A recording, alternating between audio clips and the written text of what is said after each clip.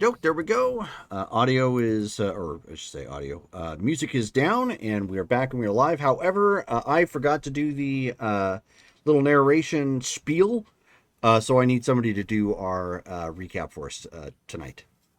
I think that'll be me. Yeah, I did notice that time. Okay. Gomen Nasai. Okay. So it was season 1, episode 21, Echoes into the Void. It was 2 days later after what we had done before. Let's see here. We were on Pelagon. We got a mission from Toronar to go to Outpost Vila 4, which is a mining facility on Ortis 7, a desolate moon in the mid-rim, to get some coolant from Tandril Excavations. And everything was supposed to be A-OK, not a big deal. Go there, get it, come back. Everything's above board. Well, when we arrived, we scanned the area, and there wasn't really anybody active on the surface. So we went down there. Long story short, seems that there were partisans, which is one faction of the rebellion, along with the Tandril excavation employees, along with some Imperial troopers. They got in a big firefight. Only one Tandril excavation employee managed to survive and live for the few days that it had happened since, because it actually started while we were on our way there. Let's see here. We found out that Imperials were on their way back to figure out what was going on. They arrived in the system. We managed to find and talk down the Tandril Excavations guy. What was his name again? His name was Herod. So we talked him down. He helped us get the rest of the coolant that we came there to get. We managed to get that. Managed to get a few other things, including some droids that were left there, because there's nobody else left there at the facility. Everyone else had been killed. Herod came with us, and we just barely managed to hyperspace out of there right before some TIE fighters were about to strafe the Blue Saber. And we headed back to Pelagon. There you go. Yep, there you go. Good enough. Good to go. Okay, so let you guys know for this particular game, roughly 5 days has passed since the events of that particular job. So we are picking up the afternoon, 5 days hence. So you've had a little bit of R&R or time to do certain things. Obviously, not a whole lot of time to get big requests or whatnot, but in general. So you have spent that planet side on Pelagon. Obviously, you've had access to whatever shopping you could find there, or fine dining. You've got your, for those of you who reside there, you've got the middle class apartment, which has several rooms obviously available to it. And then for like Nasara, there of course is the mansion. You have, the team has been called for another particular task. So you are to meet back up at the estate at around 1 p.m. So that's where we're picking it up at this point. How's Nestos? Can he communicate now without a droid? Or Yes, he can. okay, I may get my droid back. Oh no, you didn't have to lend him the droid. That's what I bought it for. Right. Basic. No, understandable. It wasn't necessary. G helped him out. Okay. Uh-huh. So I got plans for the droid. So yeah, no, that you can absolutely still have plans for the droid. None of that has changed. Did we get paid? It is still absolutely a good thing. Didn't we deal with pay last time? Because I think I'm positive I stated that one up front. Yeah. We got the pay. That was, what was it, 12,000? And I think I had posted in the My note Facebook says chat. 5,500. Or wait a second. That was from. Oh, hang on a second. The 5,500 was from the completion of the trade route mapping, Yeah. and that went to the old guard, and then we just got the 12,000 pay for the transfer of the coolant, which was split among the whole crew. There you go. Yep.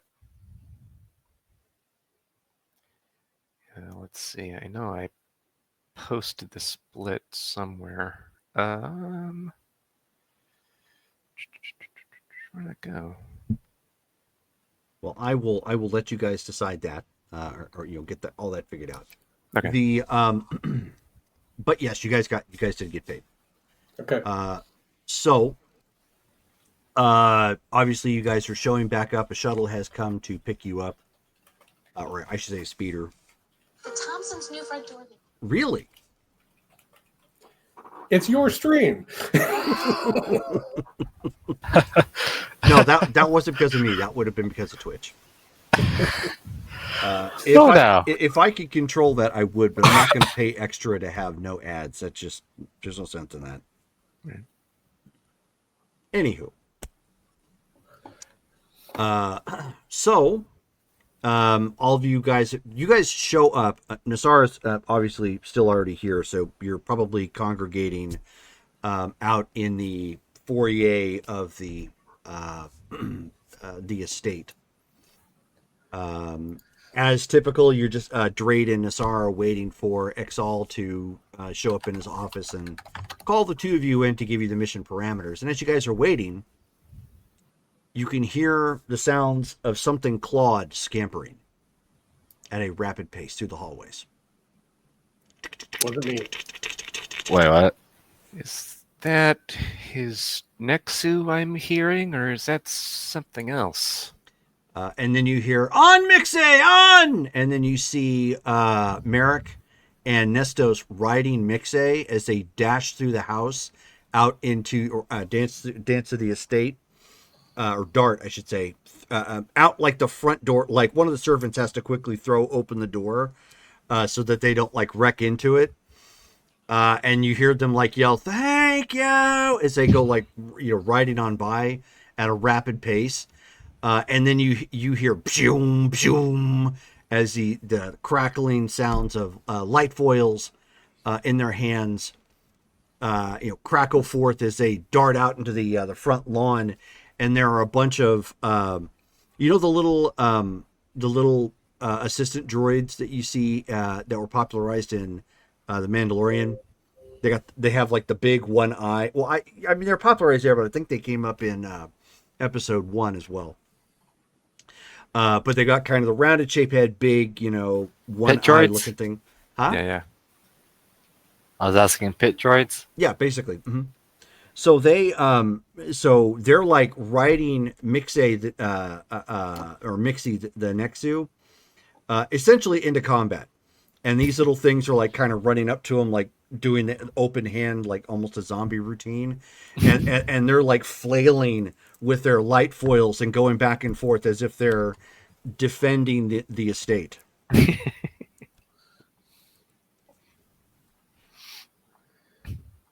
So Drade's gonna kind of walk up to the door and look outside and just kind of cross his arms and watch what they're doing. Like, take a look at their form, see how well they're defending the estate. Okay. Why don't you give me? Do you have a? You've got melee. Why don't you give me a? Just give me a melee combat roll. Sure. Obviously not to hit anybody, but it's to observe. Right.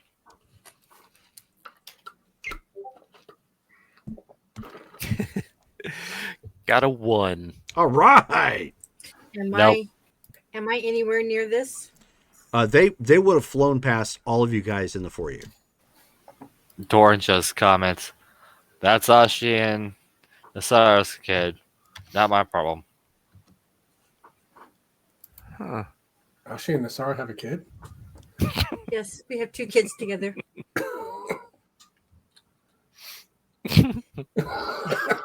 Okay. Scandalous. I'm gonna find a light foil myself. Mhm. Okay. Well, you'll have to go into town to get one, but they're You own They're- They one. don't they have are- you don't have any They're- at the estate. none that they're going to give to you. I want to go out and play with the kids while they're in the meeting. Ashi, you own one. I have a lightsaber, not a light foil. Yes, big difference.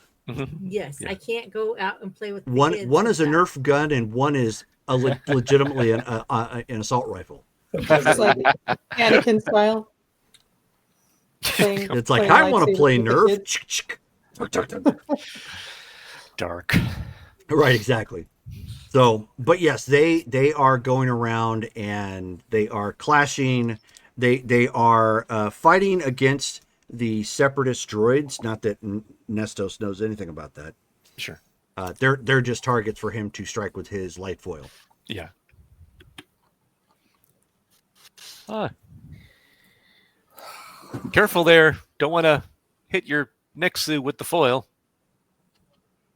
Yeah, and they don't quite hear you because they're like hooting and hollering and whatnot. And like they come running up real quick, and Mixay comes to like a complete like dead stop, which for a large cat like this is really impressive. But they unfortunately don't have like a saddle or anything, so they both go like end over end and and like run across and like roll across in in the lawn, and Merrick Merrick ends up swinging wide trying to get one of the droids that was hustling after them, and he gets it, but he swings a little too wide and catches Nestos right in the face. And Nestos is like it's like start shaking and whatnot, and then he's like, "That'll do my face," and so Merrick starts laughing, laughing at him and whatnot. He's like, ha, ha, ha, ha, ha. And so then he wasn't expecting it, and Nestos swings and catches him right in the face. He's like, and he he gets zapped, and they both have like this. They both have like these numb, saggy faces right now, and they're laughing because they're trying to talk to one another, and it's just not working. Merrick ends up mentioning something about Captain Taserface.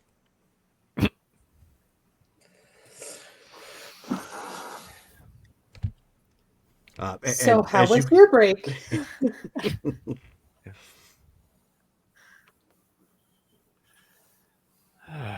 But Exal comes walking in the room, comes walking in the foyer and kind of like looking around, and he looks to Nassar and he says, "Should I ask what I missed?"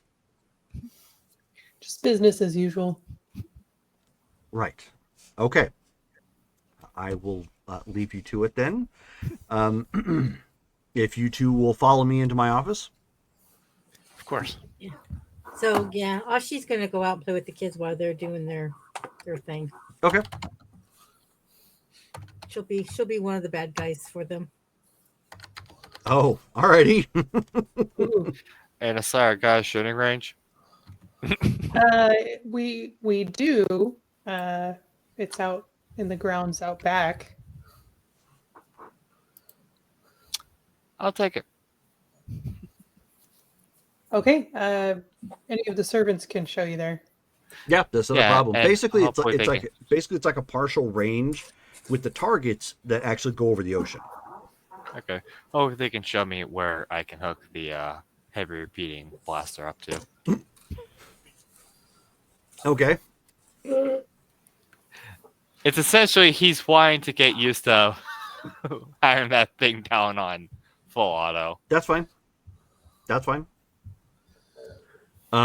So he pulls you both into the office at this point, and he says, I've been given I want to call it a job. It sounds like it's more of a meeting. I'm anticipating this is probably going to go someplace else. So it'll be up to your group to decide how you want to handle that. All right. But the contact, her name is Central Progon.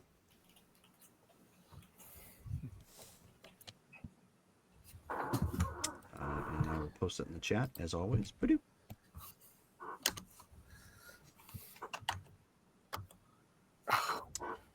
And you are going to meet the contact on Lemure 4, which is actually in the free world sector.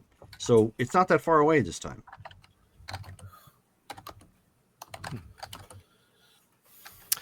What are we expecting from this meeting? I think it's a FaceTime. Somebody asked for my quote unquote team specifically. So I take it then we don't really have any details as to what they're wanting beyond this FaceTime. Not as of yet. That's why I said it would be up to your discretion thereafter. So any details or anything that you work out from there is between you and the potential client. You don't want to be informed. I figured you would already apprise me of that's our arrangement. Okay. But this particular contact reached out to me through Fulcrum.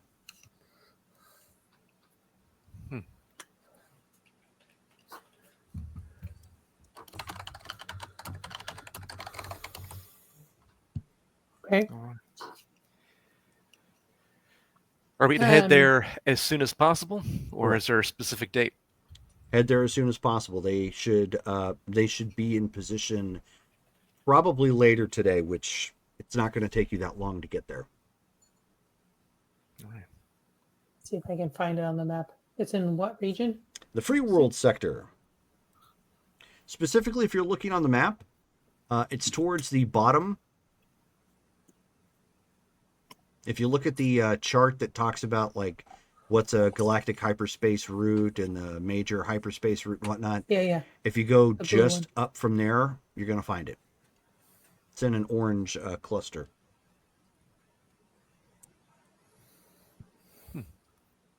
Okay.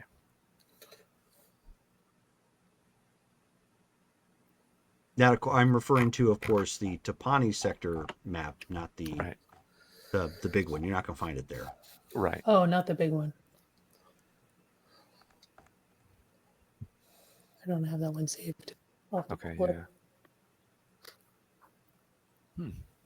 All right then. So, head to Lemire 4, speak with Central Pragon, find out what they want. If acceptable, we accept it and let you know what's going to happen. If not, we also let you know. Is there anything else we should be on the lookout for? I would be careful about your engagements in space. Now that you've had at least 2 run-ins with the Empire, assuming, of course, you use the scrambler that I provided you with your ship, the Empire is probably going to start stopping any and all Gurtok freighters that they run across, simply as a means to try and weed them out. Now, it's a common ship, so that's going to obviously cause some problems for them, but something to keep in mind. Understood. We'll do what we can. Of course, if there's one of those interdictors that just stops us straight out, might have some problems, but we'll be as careful as possible.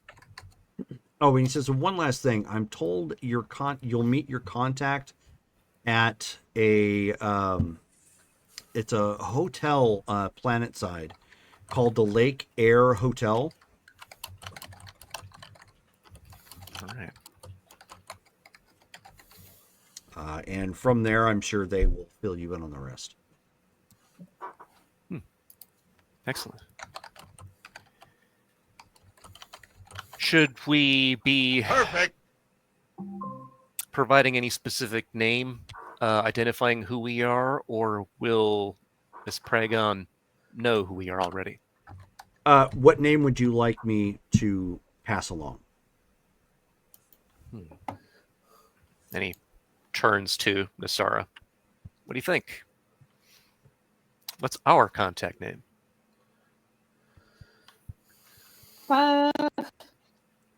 That's a good question. Do we need a name for our crew? Even if it is simply a passing name that they can identify you with, think something you might use at a restaurant. Doesn't have to be fancy, just something they can identify you with. Let's see. What's that list of ship IDs that we posted all around there?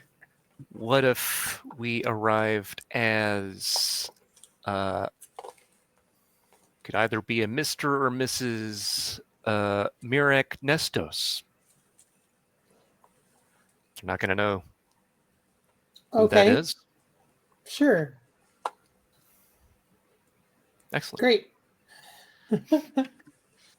He says, all right, I will pass that information through my contact with Fulcrum, and I'm sure that they will pass that along. Excellent. All right. Well, if that's it, we'll get the crew ready and be on our way.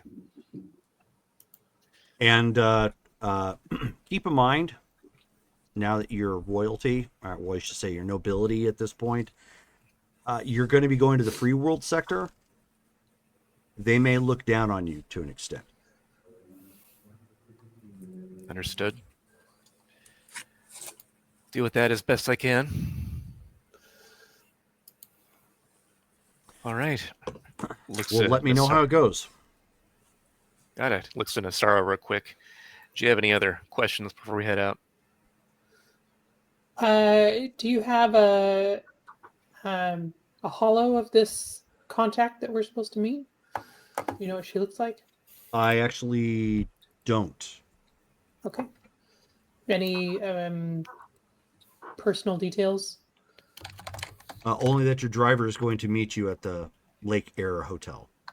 Okay. Unfortunately, this is how clandestine operations work. You don't get a whole lot of details. Right. Okay. All right, then. May the force be with you. May it serve you Turns well. He turns and heads out with Nasara to meet with the rest. Okay.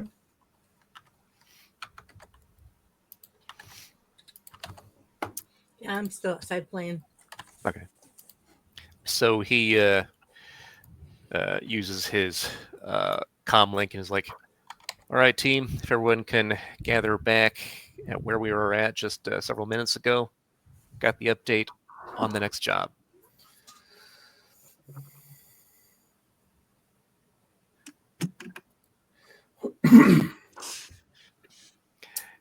And then I wait for everyone to come back. And once everyone does, he's like, all right, everybody. So it's going to be more clandestine this time. We're meeting with a contact who goes by Central Pragan. Not going to be a very long trip. It's within the Tapani sector, but in the Free Worlds sector, Lemire 4. So that's going to be a new experience. I've been warned by Lord Toronar that at least me technically being noble might draw some ire because they're not really ones who play nice with the nobility or royalty of the houses of the area. So we might need others to do some talking rather than me if we're dealing with free worlds types. Just putting that out there. But yeah, the main thing we're trying to do here is just meet up with this Central It's going to be at Lake Air Hotel. We'll probably be taken from there to an actual meeting point. But we're going to let them know that Mirek Nestos, our contact name, is looking for Central Pragon. And from there, we're going to learn what they want to know. Not even Lord Tarnar's fully sure of what they're asking for. Well, But they at did least- ask for our crew specifically, so At least gotta it'll be be something. easy to Right. to remember your name. Right. Yeah. Any questions? Anything anyone needs to do? We should head out as soon as we can. Let's go get Just kidnapped. let me go say goodbye to the boys and work out the numbness in my hand, and I will meet you guys at the ship. Right? I'll come with her. Okay. Yeah, so she'll be shaking out her hand, trying to get the Oh, numbness. Which one of them see. got you? I'm gonna say Merrick. He's been working pretty hard. They did the double tag. Nestos distracted smart. me, and yeah, Merrick got me from They're, behind. they're getting to They're be getting- pretty good friends. They're getting better. I'm impressed with their training. The fact that Merrick got one up on me. I'm going to have to work harder. anyways, Really, I'd like to sell besides- some droids. I'm sorry. Hang on a second. Colin, you were saying what? I was gonna say, anyways, besides it being free worlds, I'm gonna check out the planet beside to see what we're gonna be dealing with. You're doing what? Check out the planet to to see what we're going to be dealing with besides it being a free planet. You're looking at the planetary information. Yeah, That'll to work. get a good idea. Sure, To sure. get a good idea. Okay, Mike, you were saying what? I would like to sell some droids. You just bought them. No, I did not. No, he absconded with these droids. Yes, I did. Yeah, exactly. Oh, those droids. Those Okay. droids. My side income. You could do it. I don't have the book open right now. What the face value is for loader droids? If you I'll could try to look, find it.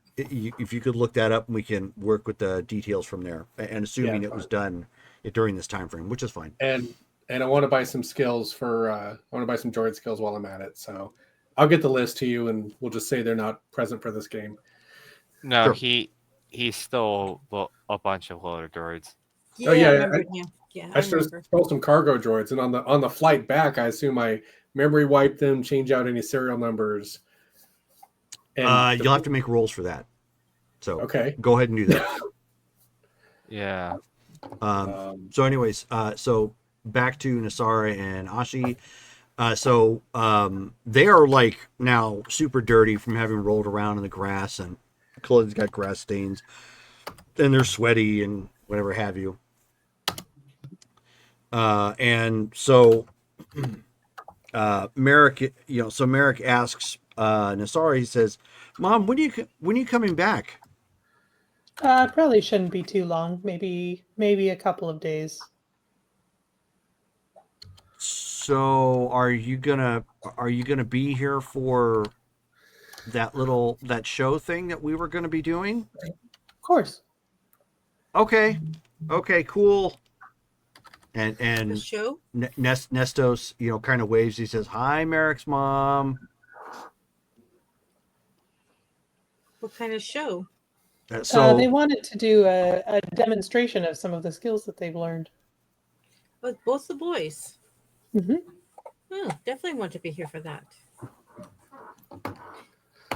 kind of like the sound of music. Yeah, Merrick. I'd be interested to see how you and Nestos have progressed. I know your sneaking ability has improved. Congratulations. Thank you. I'm supposed to be very sneaky. And Nestos is like, well, I'm working on it too, but Merrick doesn't help me when he farts. And so Merrick kind of looks at him and he's just like, it was one time. He says, yeah, but we lost. Oh my.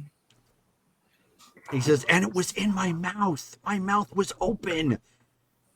And Merrick's like, man, let it go. Ashi will walk over to Nestos and just give him a kiss on the forehead. Tell him to behave, to study, and hopefully when they return, they can stay at home a little bit longer than they have been. He says, okay. Yeah, well, we're going to be like doing that show thing. And I guess Mr. Lord Torinar is, I guess, putting on like a little party or something. Yeah, it'd be fun to be there. I won't miss it.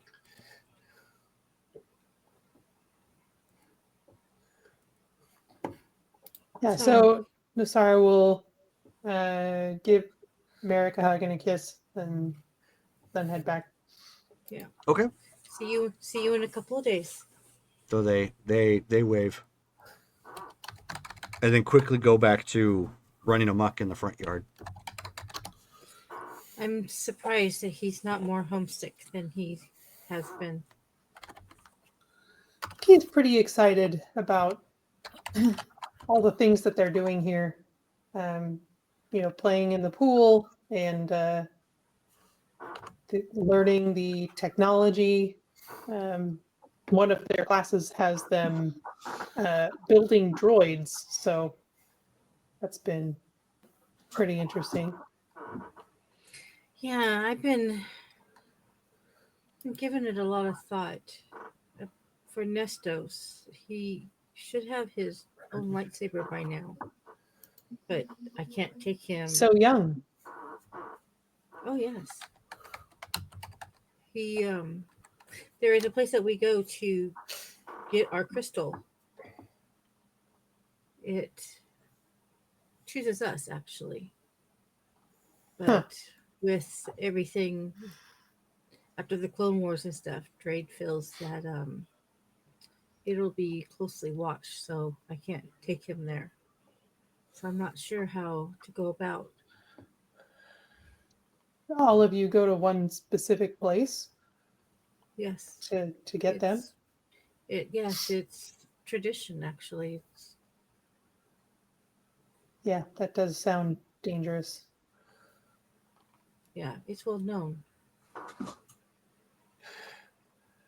So I don't know. Trey thinks that we should just wait until he's transferred to his master. Though I don't know when that's going to happen. I would just, like to be there when it happens. The lightsaber thing. It's a big thing for us Jedi. It's kind of like the official stamp that you're really a Jedi. At least that's how I felt. Could see how that would be significant. Yeah. I just hate that he's missing out on the training that I had. And I try to give it to him as much as I can when we are home. But I'm still limited because technically I am still a Padawan myself.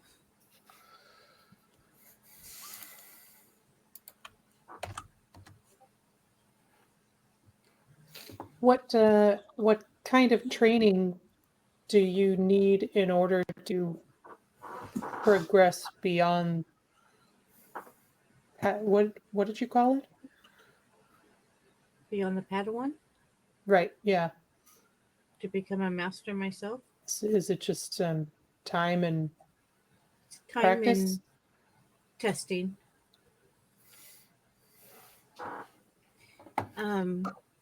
Usually the council decides but we don't have a council. Right. I don't know. I guess I need to talk to Drade more about it because it's limited. I mean, we are limited. There's not many of us. We need to figure out something. Yeah, maybe if the order is no more, maybe it's an opportunity to build something new. Something better, yes. I mean, I'm not going to say that the order was perfect because it was not. But yes, there could be some improvement. Yeah, something to think about. All But right, we should well, probably get going. let's get We back don't here. wanna... Yes. All right. Well, with that, then I guess everybody is getting on the shuttle and going back up into orbit. So you guys get back onto the Blue Saber to make your way to Lemure 4. So, Colin, the information on Lemure 4 that you were able to glean. Oops, actually, let me go over here.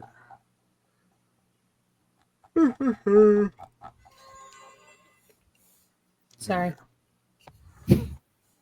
Nope, you're fine. You're 4. So obviously outside of the obvious, it's in the Tapani sector, specifically in the Free Worlds territory. It has one moon. It has a similar rotation and orbital period of that of Earth, even though Earth isn't a thing in Star Wars. So just to kind of give you an understanding. It's a terrestrial class planet. Atmosphere is type 1, meaning it is breathable. Its climate is temperate. Its gravity is standard. Most of its terrain are forests, mountains, and plains. Its type of government is a participatory democracy. And the two species that call it home are Herglics and humans. It has a total population of almost 5 million. All right, he's gonna relay this with the comment of saying, "I love democracy." Humans and what? Herglics. Okay. Doran's just gonna say, given the majority is going to be humans, it's free worlds, and we are probably going to be looked down on. I'm going to say would be, besides the Herglics, I'd say probably would be a good idea for me to be speaker. For safe measures. Do you have experience with Herglix? No.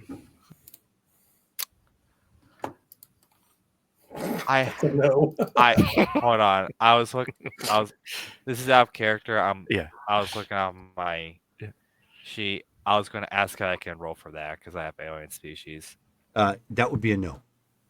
They're not found Okay. anywhere near Tatooine, and that's where a lot of your character's background is based. I know. But I was going more main because of his ex-Imperial background.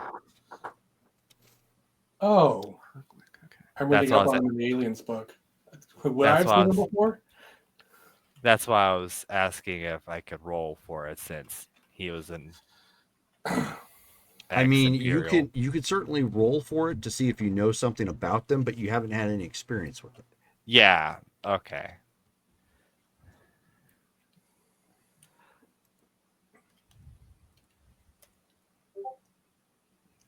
A 9. So yeah. No.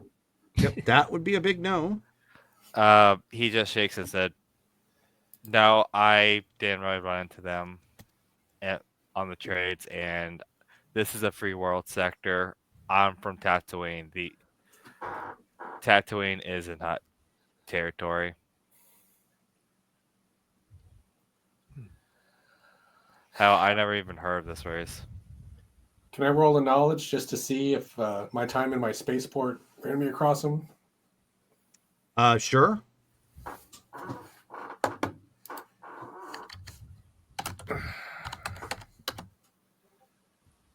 $13. Nope. Okay. So you are saying that all of us are going to be looked down because we are not human? I'm more thinking because it being free world and of the fact that Drade and Nassara are of Of the noble houses. Yeah. of noble houses. Free worlds tend to like to try and govern themselves, if I remember So this is correctly. so Maybe is we shouldn't preemptorily bench our diplomats. Juris? Am I pronouncing that right? I'm not saying Jairus. that. I'm not Jairus? saying to pre-bench our diplomats. I'm just saying to, in a sense, be a good idea to make me one of the speakers. Right. Well, This that's- place, besides having over 5 million people, its main population is one of humans. I probably would have some good chances. all right. I may I not mean, know anything about Herglix, but he just is a Ashi. But this woman managed to understand a squid kid. I wonder how prejudiced they'd be to seeing as how they're sharing space with Herglix. Do we know like a ratio about how many humans? give or take? Anybody got planetary systems? House Yes. Cadrian, who's What? an ally of House I don't got Pelagon. Right. I don't got Um, high planetary systems. Anybody with planetary I systems? do. Go ahead and roll it. Oh, I have. I have Okay. planetary systems and alien species. Yeah, same. Yeah, I. 3D. What? Oh, What the hell? just kidding. Just kidding. Nice. Typo. Wow. What kind of 55? decency you have? Wow. Somebody got some 56. mojo. Ooh. What? Okay. Okay. I like the fact that Brittany rolled 3D56 and actually only got a 7 and a 9 initially. Yeah. It's me, right? Okay, Yeah, 13. 11, 17, 23, 22. Yeah, 22. Man, I got 13. Got 14. I was going to say that there's a Herglick nobleman in House Cadrian, which is an ally of House Pelagon, or how? Yeah, right. Pelagia. Yeah, you've met him a couple times. Yeah. He's very nice, but I don't know what his history is with Lemire 4. I'm not sure where he's from. But House Cadrian is a house that awards nobility on members for their good work. So it's a little bit different than the usual nobility. I understand. Didn't you guys get nobility because of your good work? I got nobility by marrying a prince. Well, you did. I meant Drake. Yeah. How did you get your nobility? So Nasara, you would know that the planet is about 50-50. Okay. Yeah. So, yeah, I'll explain that they're about 50-50 from what I know. 50-50? All right. I don't think I've ever been to Lemire 4, but that's my Neither have I. experience. And Matt, what did you end up rolling for?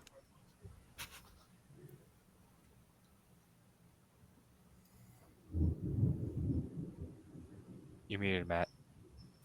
Yep, sorry, my mute wasn't working over there. Planetary systems is what you asked for. Planetary systems. Okay. Why don't you roll alien species? Don't use your D56. that doesn't count here. Shoot.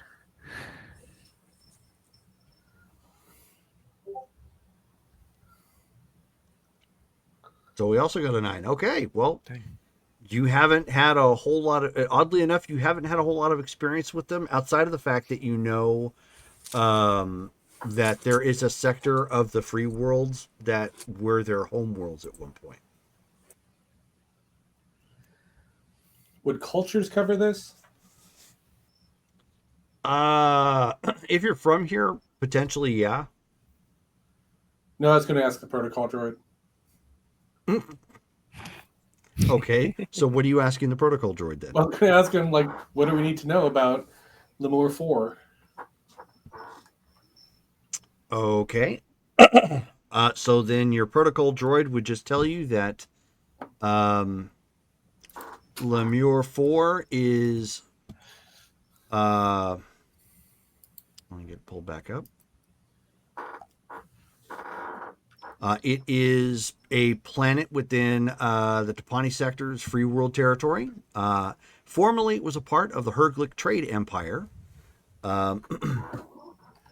It is obviously lists off the other details that I provided through Colin, like a terrestrial body and whatnot. Its particular importance is it sits along the Shapani bypass, making it while it does not have it's not important in the sense that it provides a lot like mining or whatever have you. It's important because it sits almost right in the middle of the Shapani bypass, which is an important highway or space lane for the entire sector. Okay. So, to put this in real world terms, for you, Mike, to better explain this, Riverside may not be a super important city, but it has some importance because it sits right off of some main freeways. Yeah. Okay.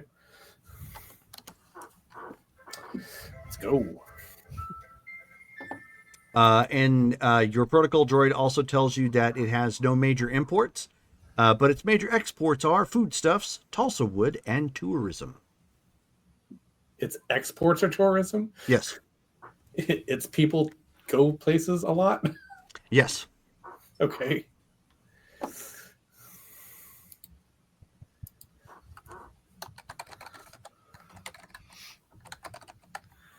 All right, so we might, if none of us can pick up or at least know anything about the Herglics, we might need a translator. Oh, sorry, that's right. You asked about the Herglics too. So Herglics are a water-based mammal. They are known for having developed hyperdrive and a trade-based empire. They are typically peaceful and pleasant, but they are known to have an addiction to gambling and games of chance. They are a very large species, and they are sensitive about their size. Sounds besides the gambling, so they sound a bit like a hut. No, they're That's the nothing only- like a hut. That's the only thing that came to mind when he heard that. Was just Okay. You're canceled from diplomat duty. he's not going to show call. That is just it. It was hard not to just think of a hut to an extent, because gambling, the slug-like appearance. They're not slug-like appearance. Really? They're aquatic. Nope, they're aquatic. Oh, I must have misunderstood. No, Stood you. specifically, they're very similar to like whales, dolphins, and porpoises. Okay, I must have misunderstood you. Because I heard something about a slug. No, never said anything about a slug. Well, when we get there, okay. we can run a pulse check, see what the people are like, see which one of us can talk to them. But just based off of I'll the be right back. advice from Lord Tornar, Nasara or I making that contact might not be best. So one of you or a group of you might be up to the task better than us. Yeah, a group of us might, a few of us might not be a bad idea. I can go with Dorn. Yeah. Okay.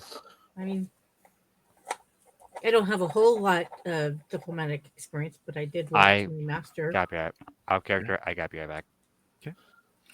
So, I with you did. guys making the jump to light speed,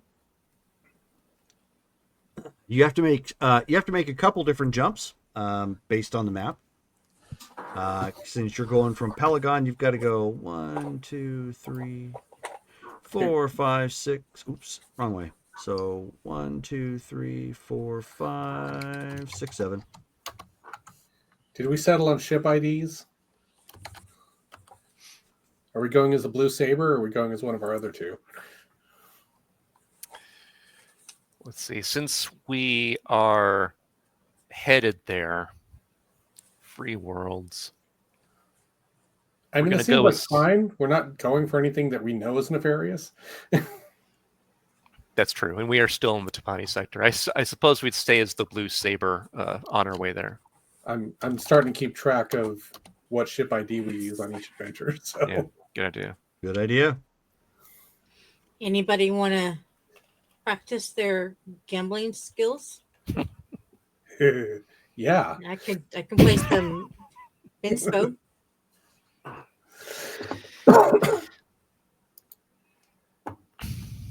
When she cards. when she says that, Drade looks at her and goes, "No cheating. I know you can, but don't." I don't cheat. You're just sore because I always beat you. Yeah, because you cheat. I don't cheat. Says the cheater. Sit down and I'll fill out the cards. Yeah, I'm busy the guy navigating. Look at me, I'm navigating. Do do do do do, and he's like pressing buttons that don't actually do anything. And She's gonna play some inspo.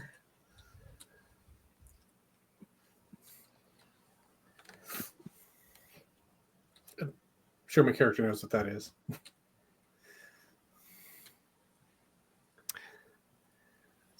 So, at any rate, the travel Set up time, you actually spend more time having to recalibrate through each system jump than you do jumping to that sector, which isn't uncommon when you get into these really tight knit clusters.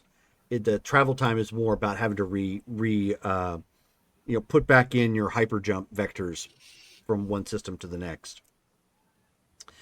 So within a matter of hours, you end up hopping into that space.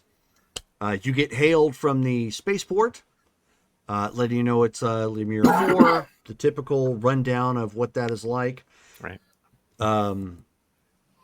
You are directed to the primary spaceport on the planet. Hold on one second. There. Let's do that. Then back up. There we go. The capital city is Grill City. Did I hear that right? Grill City. Yes, you did. Not spelled how you think, however. Okay. It's right next to Flavortown. Yes. Because I was immediately thinking aquatic creatures, seafood. And what's the burrito place? I always forget the name. Taco Bell. Yeah, no, it's the one in Ashland. Oh, burrito alarm. Oh, Burrito alarm. Yeah, trying to cross the street from it. do they have one of those in Grill City?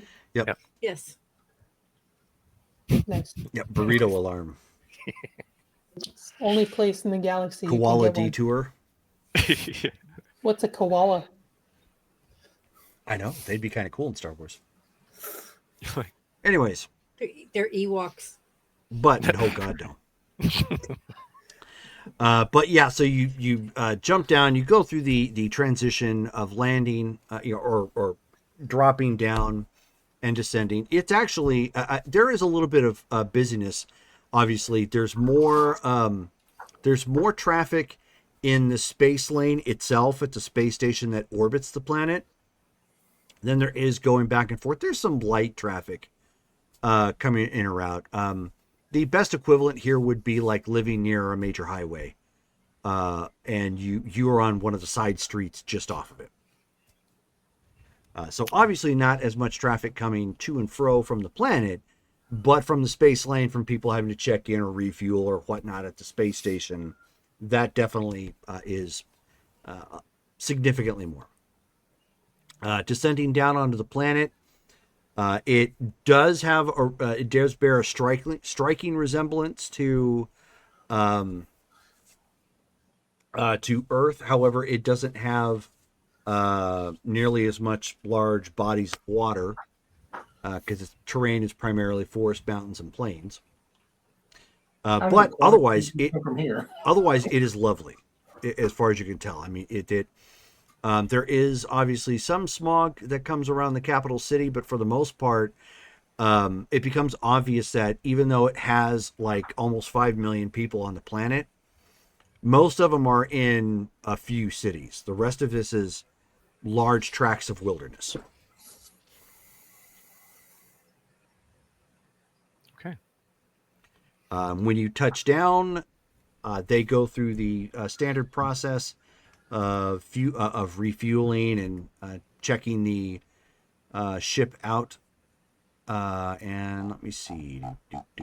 I'm ready. I love it.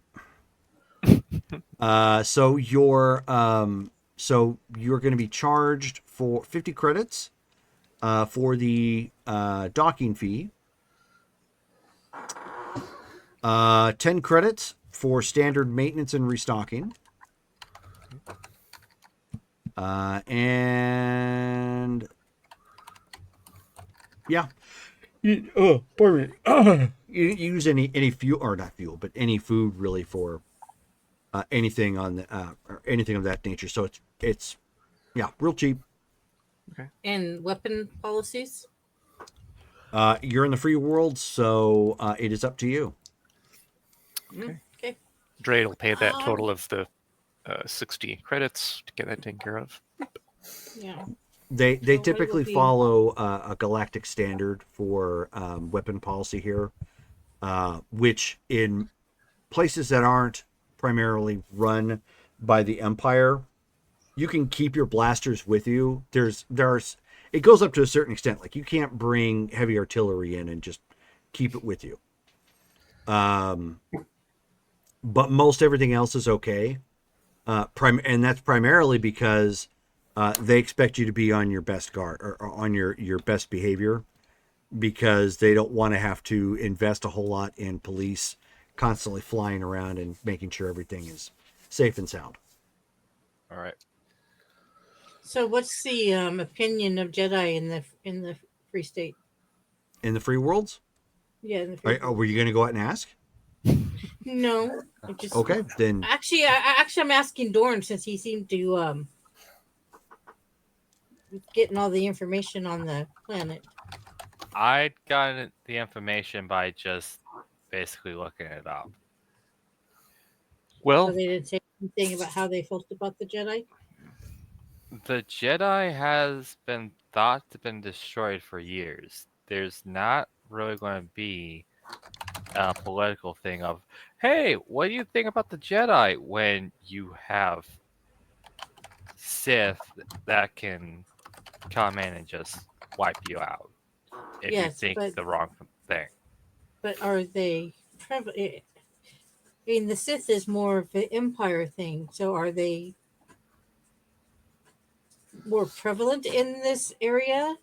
No, the Since Sith really get involved with like certain things. They don't. A lot of things typically fall within like the Imperial Navy and Army.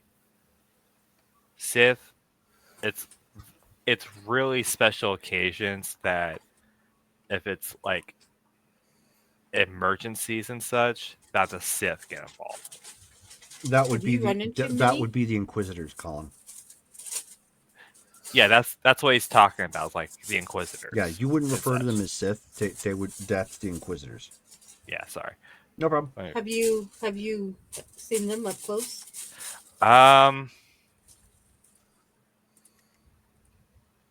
Of not maybe like not really, but possibly like once or twice when if someone's really fucked up. It's typically it's ISB agents. Drake, have you ever run into any of them? No, I've heard of them. Yeah, They I haven't. sound rare because it seems like they only hunt Jedi. Yeah, that's what the Inquisitors typically do. They pop out for Jedi or suspected Jedi. I mean, before the Clone Wars, did you ever run into a Sith?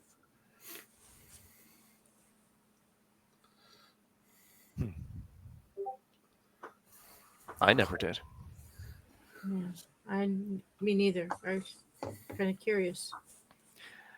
But anyway, to refer to this topic here, let's just not bring up that topic. Yeah, I think we let's- should just be as direct as possible Well, with yeah. what we're here for. Let's If- not bring up the Jedi If I might thing. point out, the Jedi have been heavily transmitted around the galaxy by the Empire that the Jedi are known traitors to the Republic, and were the ones who caused its downfall by attempting to assassinate Senator Palpatine.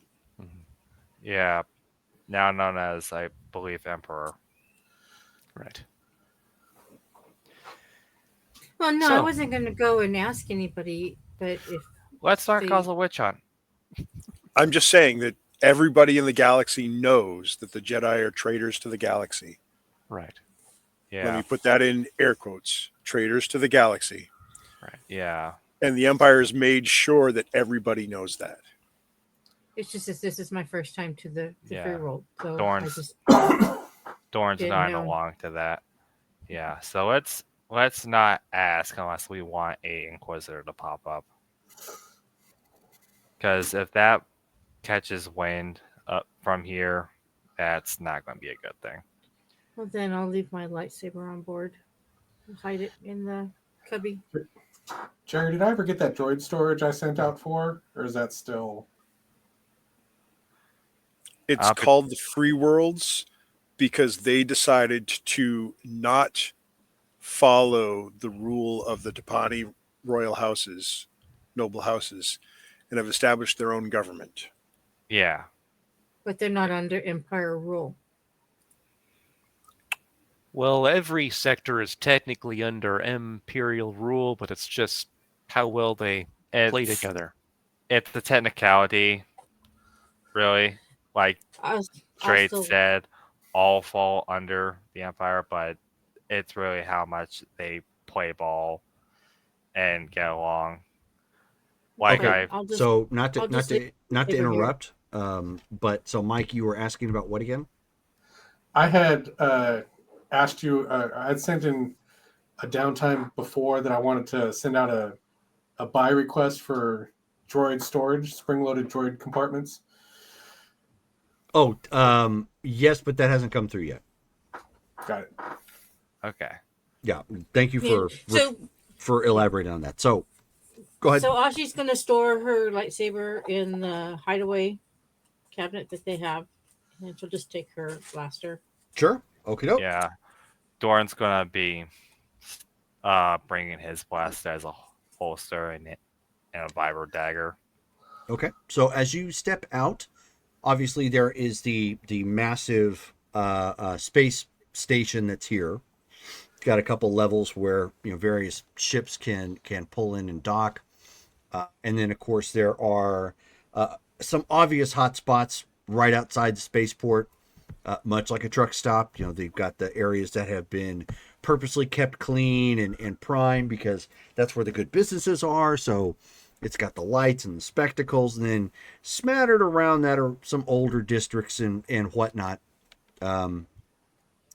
Your data pad shows you where exactly you need to go to the hotel you're looking for, the Lake Air Hotel. Right. And we're supposed to meet up them there. Taking T4 with me. Okay. Well, it's not waste Are any you- time. Just Are you leaving the protocol droid on board? Yeah, I'm leaving the protocol droid and the cargo droid and the medical droid. I'm telling the protocol droid to not allow The rest anybody of who's your not a- Star Wars The Gathering Yeah. card set? Yeah, okay. Look, I'm a pet class, okay? next thing we know, he has a battle droid, Yeah. a B1 battle droid. Oh, he's wanting one. There's things you should know about my droids. Anyway, but yeah, I'm telling the cargo droid to not let anybody but us on the ship. Okay, understood. So you take everybody erase 2 credits for a speeder cab. Okay. Roger. And it just zips you over to the hotel, which is in an older sector of town. One of those areas that looks kind of seedy. Some more, to be fair, more original buildings, if you want to use those quotes. So not nowhere near as glamour or glitzy as you might find nearby the starport. Some homeless people down the street, near one of the buildings. A couple buildings that are abandoned down here. It looks like they may have been storefronts and just didn't work out for whatever reason. The hotel itself is in operation. It does say that they have vacancies. And you can see that there's a human chewing on a toothpick at this point. He's just got like a jumpsuit with a tool belt on. He does appear to have a blaster, and he's sitting right next to, we're actually more like leaning up against what would be like a speeder bus or a speeder van. I see. A people mover. And He's pretty is- average looking. He's got some. He's got some a worn face. It looks like he's worked hard for most of his life. And this is at the Lake Air Hotel? Mhm. Okay. He's just kind of just looking around and chewing on his toothpick every so often, and occasionally looking at his watch. Looks So like the- he's playing for someone. Exactly. This might be the time to go up to him, let him know who we're looking for. Central Pragon. And when they ask who's looking, Merrick Nestos. Yeah. So Dorn's just gonna walk up to him, just say, "G'day. We're looking for a. It was. Hold on. I'm sorry, out of character. It was a Central Pragon. Central Pragon. Sorry, Central Pragon. This. I'm Merrick Nestos, and this is my company." Okay, so why don't you go ahead and roll your persuasion? Gotcha.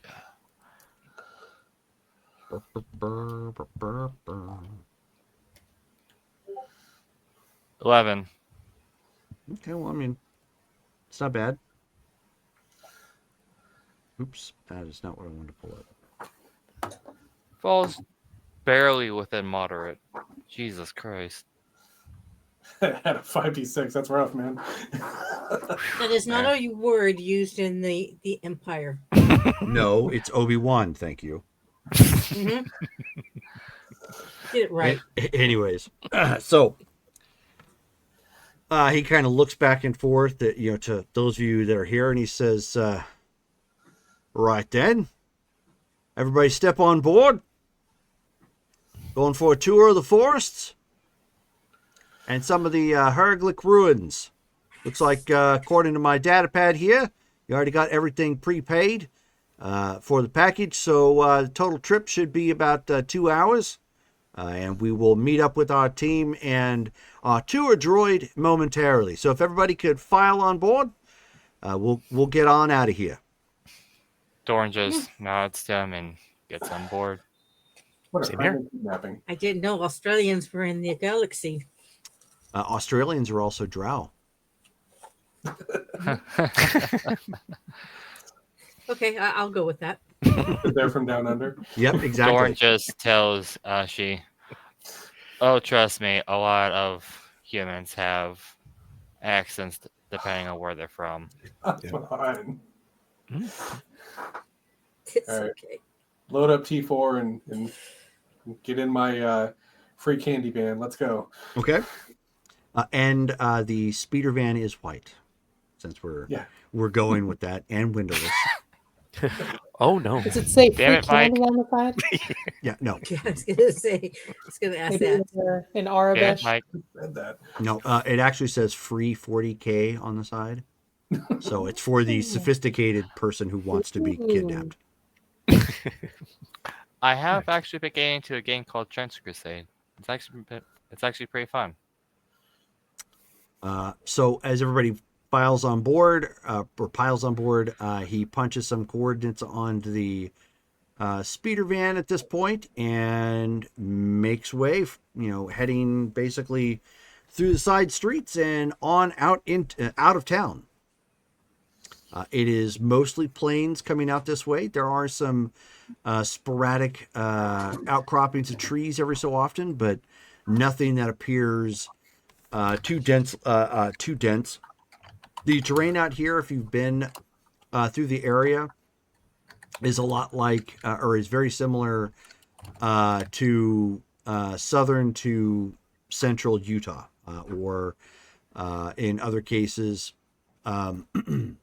parts of like central California. Like Bakersfield or like.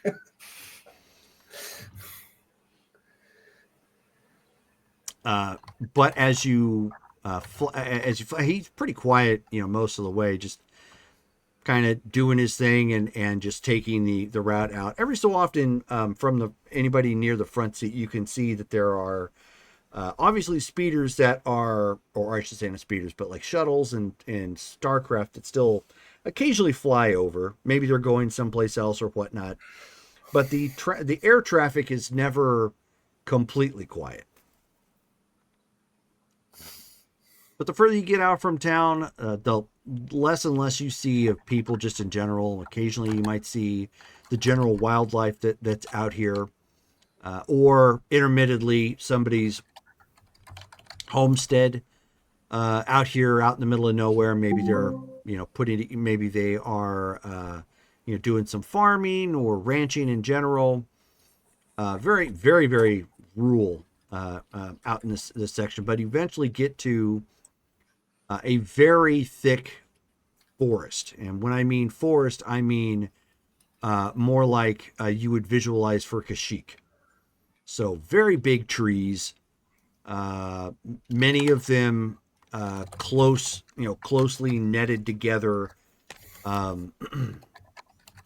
So it gets kind of dark on the inside because the foliage on top tends to block out a lot of the ambient sun.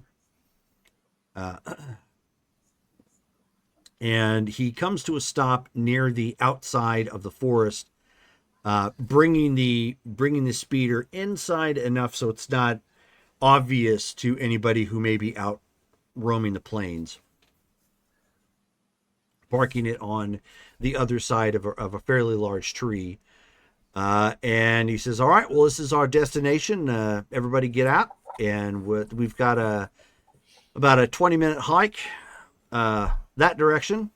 Going to take you to the base camp, and you will meet the individual you're looking for. I see. Well, thank you for your services. Well, I'm not done yet, I'm unless you already know where to go. not, but I'm just being grateful. Fair enough. Dorm, Don't of leave anything course. behind. Make sure you've brought everything around. I don't know. Does your astromech droid here? Does it have like rocket jets or No, of course, repulsor lift or I brought the anything? astromech to the forest.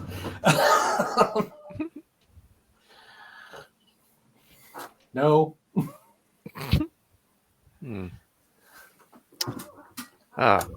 He says it's gonna have some difficulty getting around. I don't know if it can fly over any of these trees, or it has some sort of traction that gets it up and over. Not yet. We're just going to have to push it over some logs, I guess. We're not coming back to this location. That wasn't exactly the plan. We can manage it. I'm sorry about my friend here.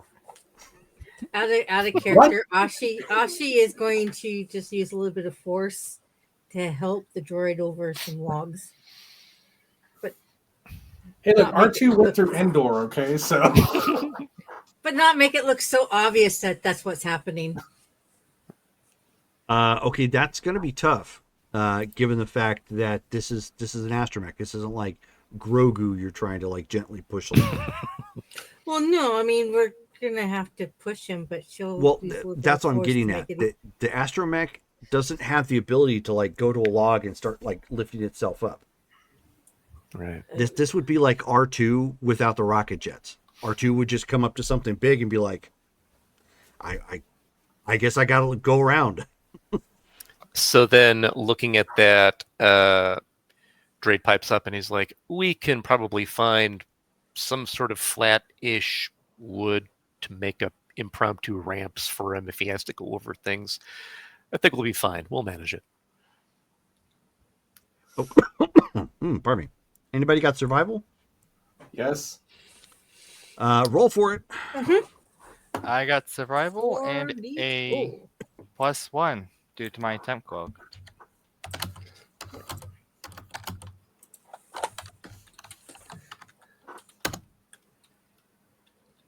Haha. 22.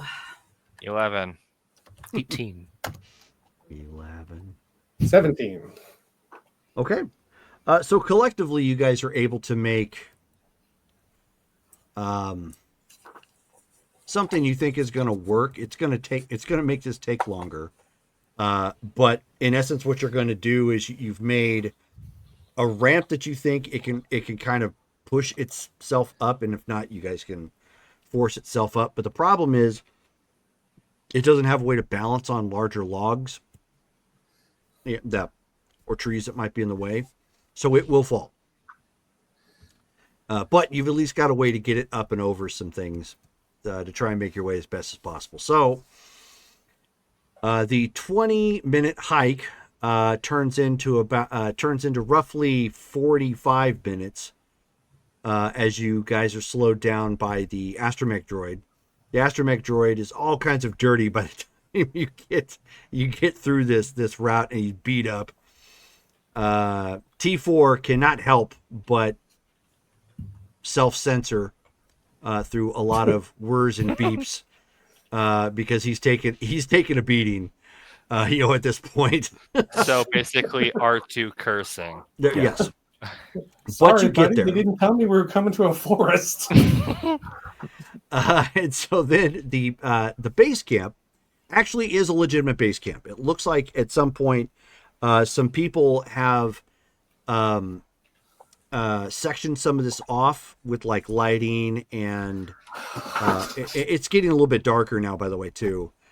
So under the shade of the trees, it's almost complete night, and it's evening outside of it. So, but when you get there, it looks like this is a bit of a dig site. You see some old, like an old rock kind of jutting up from the ground that has some script or something that's written into it, and there's some people dealing with it and kind of looking it over. There's a couple tents here for the people who are working the ruins and taking data pads and just going over it. It looks, for all intents and purposes, everything that's here, it just looks like some science team is doing an excavation of some kind, looking into history. The woman, I actually posted a picture in Discord in the discussions chat. The woman pictured, that is Central. And the man comes walking up to her and, mentions something as she looked a little perturbed, and he apologized and then points to the astromech droid. And so she comes walking back over and she says, well, you're late. That doesn't bode well, but I'm told that it was because you brought the astromech through the forest. Hey, we were told we were going to a city into a hotel. I didn't know there was a forest to get through. She just kind of shrugs and she says, "Noted." So who am I supposed to be speaking to here? Who is the leader of your little group? And Drade walks up. Sir Drade Kenner, at your service. Sir, so you are nobility then? I am. I know that you had specific connections through to our employer. So I figured it'd be fine if I were to actually reveal myself now. We didn't want to actually reveal any type of nobility while we were at the spaceport for hopefully obvious reasons. She says, "It's understandable. I'm not from here. I don't harbor nobility any ill will in particular."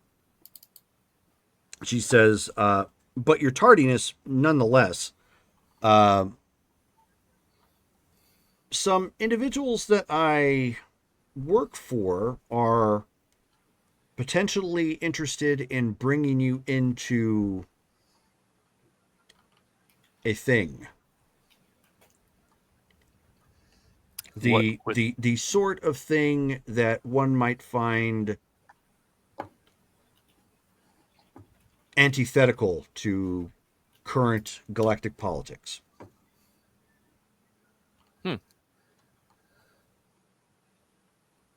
Interesting. What's your take on these individuals? Are they worth actually talking to? Are they dangerous? Both? These, well, to be clear, I'm here to offer you a test. These other individuals have already vouched for you in so many terms. Oh. Well, what's the test?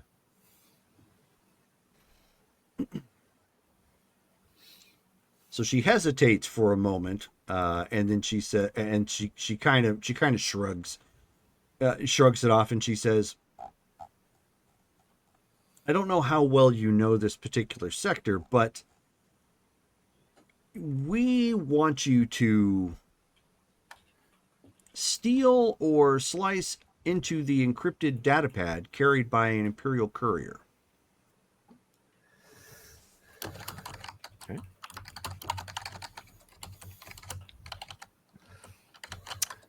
I take it you know who and where this courier is? I do. It is actually it's in the Fondor system, specifically on the Fondor shipyards. which that's the other picture you see in the Discord chat. Okay. What was it again? The Fondor shipyards in the system of the same name. Dorn just walks over to Archie and quietly says, I don't think that ISB trick is going to work again. What? Shh. He's not saying it loud enough for them to hear. He's just quietly saying I know it you're to- whispering. It doesn't necessarily Okay. mean they can't hear, but you're not making it obvious. Yeah. Yeah, she'll just slightly nod.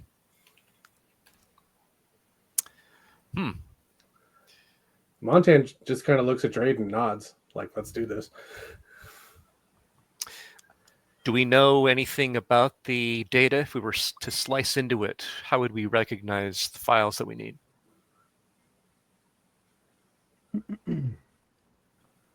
Well, you're going.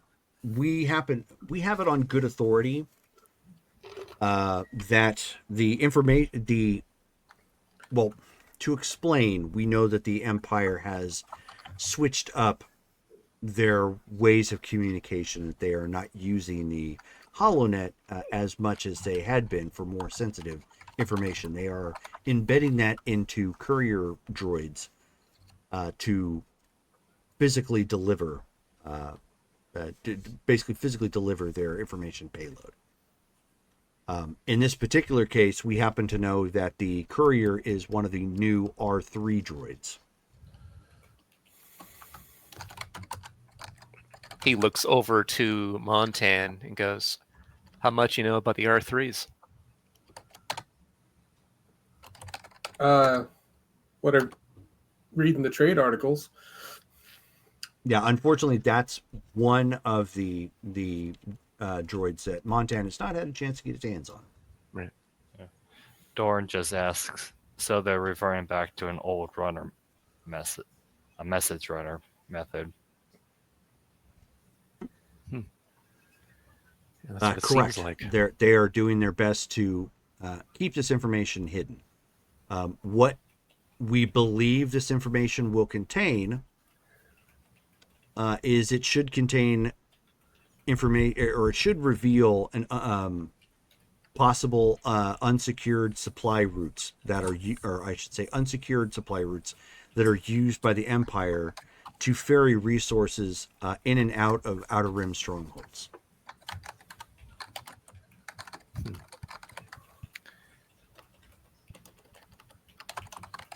Okay. And I'm taking it this information is going to be used to raid the supply riots.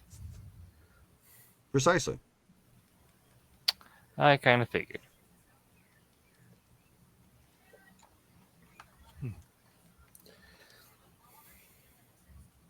How much do you know about the Fondor shipyards? What should we expect when we get there? She says, well, the escort should be under heavy protection. And the reasons for that should be obvious. The Fondor shipyards are an Imperial shipyard where they make some of their warships that patrol the Outer Rim sectors. What kind of protection? Droid protection? Stormtroopers? No, the droid itself should actually be by itself. It should be with armed guards. That's what I'm asking. Armed people guards or armed droid Armed guards? people guards. Okay.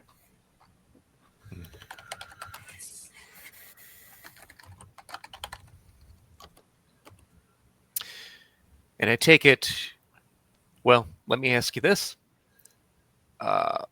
How clandestine does this need to be? If there turned out to be some sort of fight and it was known, does that destroy the value of what you're trying to get? It could. Okay. And since we're speaking so candidly at this point, obviously it goes without saying that if you attempted to double deal this information and give this over to other interested parties, I'm sure that they would probably pay quite a bit in credits for it, but we know how to find you. Understandable. We're not here to make enemies. All right. An Imperial shipyard. Heavy protection. Going against a droid. But it has the data on it. Interesting. Montan can crack it. Well, I'm sure he can, but we would need to crack the guards as well, and I'm not sure there's going to be a lot of reason for the guards to not be with the courier. Okay. I don't suppose you have like any disguises or anything that we could use.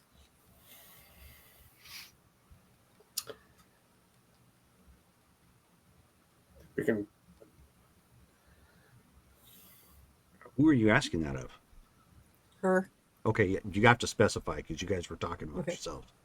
She says, "No, we don't have anything of that nature. This is your particular test to see how you adapt, and if we can trust you to bring you in." What do we know about the agenda? Is the courier droid just there for a certain window, or Correct. is it there? Okay.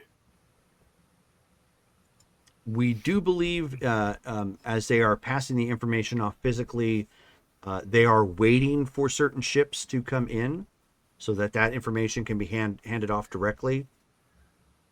We don't know how many more ships they have to come through. So time is of the essence.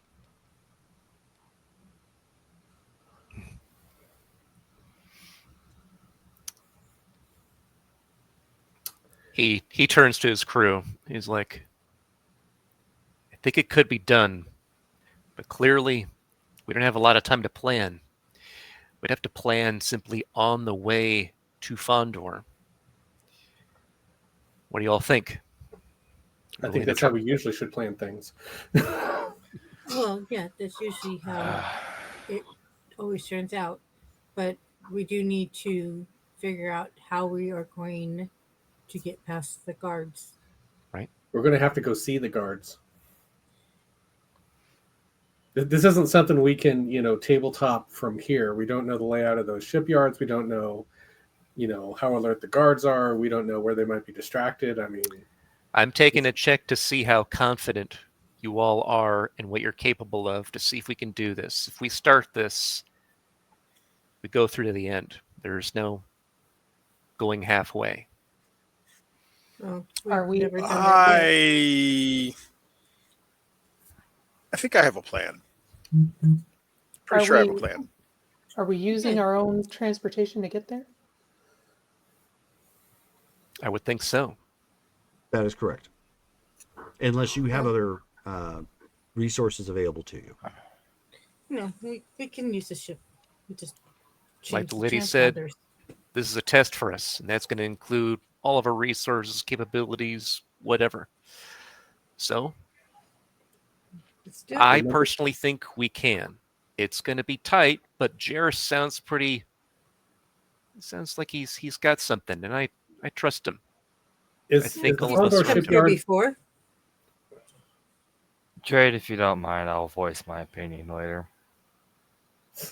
Montana, you were saying something? Is the Fondor shipyards an Imperial, specifically Imperial, or Yep. is it? Okay. Imperial shipyard, And they're looking for ships like ours. right? No, we just don't go in as the Blue Saber. They're stopping all the freighters like ours. Right. So our ship is going to be searched while we're there. Which Well- may be a way in. That's not the way I was thinking, but I'd prefer to speak about it after we're back on board our Yeah, ship. let's- Sure. Let's get the little Yeah. guy back to the ship. Okay. So then, And so at that Dre- point, your driver's like, I'm having to drive him back, aren't I? And she says, yes, if you could. And he says, ugh. Come along, bring the droid.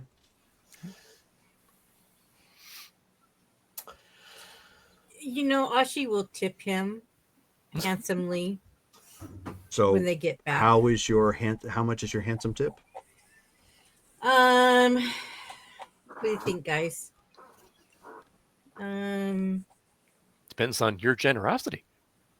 50. Okay. 50 credits. Yep. So as he drops you back off, he says, thank you very much, nondescript to Gruda. And I wish you the best of journeys. Thank you. Thank you, and sorry about the inconvenience. That's all right. Best of luck to you. And he just drives off. Yeah, he made some extra on it. All right, team. And speaking of which, he dropped you off at the starport, not the hotel, by the way. Right, okay. Just so we're Yeah. clear. We don't have to get Yeah. caught up in the details. Cool. Yeah. Yeah. Okay. I kind of figured. So we get on the ship and start plotting a course for the Fondor shipyards. Okay. Thankfully, it's if you look at the map, it's not far at all from where you're at. So, okay. You will have roughly an hour and a half flight time. Okay. Okay. So, Dorn, what's your complaint? I know this is the rebellion. I don't like the idea of getting caught up with this. Why is that?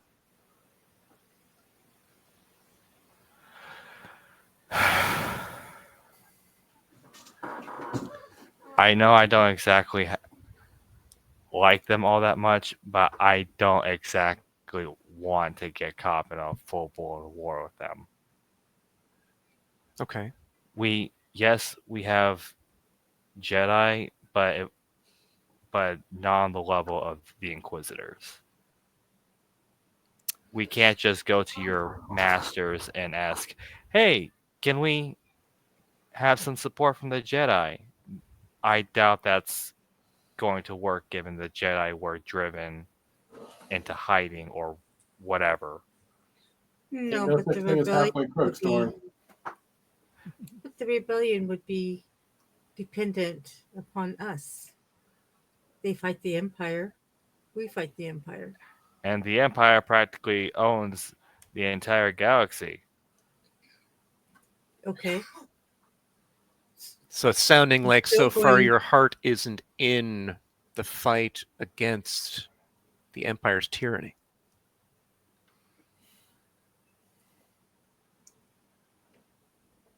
I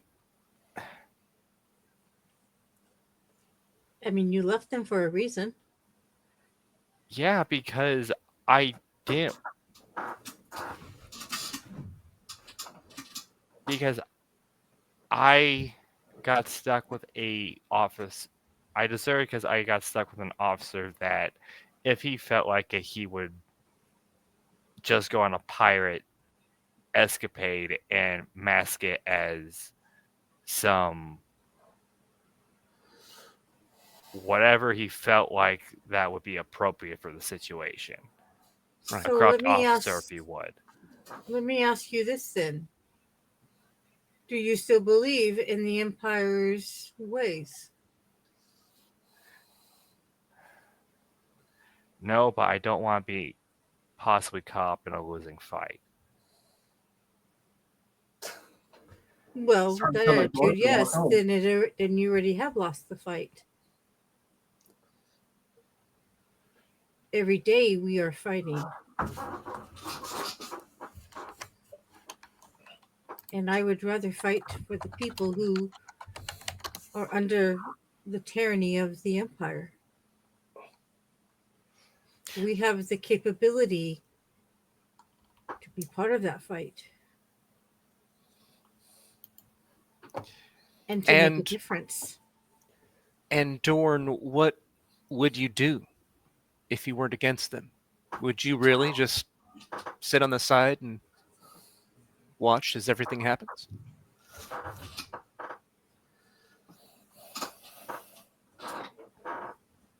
Sorry, this is not what y'all wanted to hear about the old identity gone, and the fact that I probably don't have the risk of a bounty hunter come knocking, probably I yeah. have that risk, and I'm still going to fight. You have the privilege to walk away, and you're thinking about taking it. I mean, you do have that privilege, and it is your right. I will not think any different of you because that is your right. But without you, we will be at a negative. We depend on you and your skills.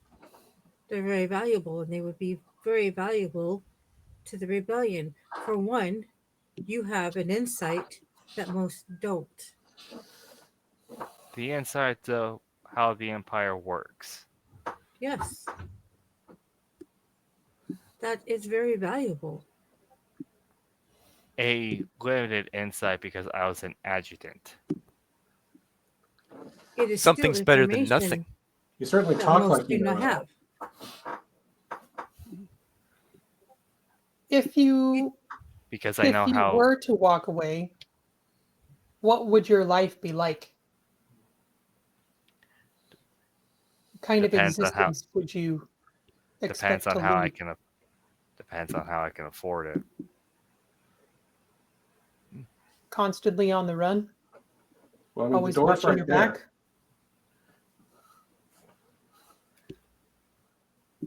How's that different from what As we're long doing as they now? can, as long as Except they can't. right now you have people that you can trust and watch your back with you and Of course. doing something to try and prevent what happened to you happening to other people. I think of Merrick and Nestos. It would shatter me if the Empire got a hold of them and corrupted them. And I will do anything to keep that from happening, even if that means I have to sacrifice myself. I will sacrifice myself, just as my master sacrificed herself for me. It is a big ask, yes, Dorn, but it is a noble cause. The And- Empire needs to be stopped. And when you were dressed up as an Imperial agent and you helped us get that historian off of the prison ship, you knew what you were doing. That was extremely helpful, and we saved somebody who didn't deserve to be there. Why, I wonder, were you willing to go against the Empire there, but you wouldn't be willing if there's a concerted force going against them? Because at the time I didn't know about any rebellions. I didn't. Well, You're willing to we commit crime as long kind as of it's not we organized were being crime. Yes, rebellious then. Yes, because I was willing to get someone who was wrongfully imprisoned out. I knew think how about- ISB guys typically acted, all high and mighty because of their position. But think about Typically how- all. Typically, how those guys are, have a stick up there. The point is, you've committed numerous crimes against the Empire. We all have. The rest of us aren't wishy-washy about this. Dorn, you have committed multiple crimes against the Empire. You're going to end up locked up in one of their prisons, and with the new sentencing ordinance, you'll never come out. As long as they don't put two and two together. But yeah, you got a point. But we're about to land at an Imperial shipyard and put all of our lives at risk against a group of people that will kill half of us on sight and merely imprison the other half. And either you're all the way in or you're walking out the door. And we really could use your knowledge All right. You do have to be 100% in, though, Dorn. You can't be halfway. Yeah, I know. I know. You're part of this family. Don't forget that. I know. Back You when it may was have merc, heard- back when it was merc duty, I was fine with it just being mercenary, not going just guns blazing against the empire. When it was just matters of just fucking series of unfortunate events, if you would put it. I mean, boohoo, you sank deeper than you realized, faster than you wanted, and that sucks. But you're here now.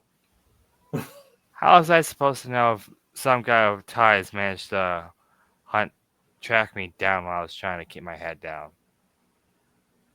What? Well, he No, found I'm all saying of us. you've been doing jobs for Tornar all this time, knowing that some of those jobs are against the Empire. You've been part of an organized effort against the Empire since we met you.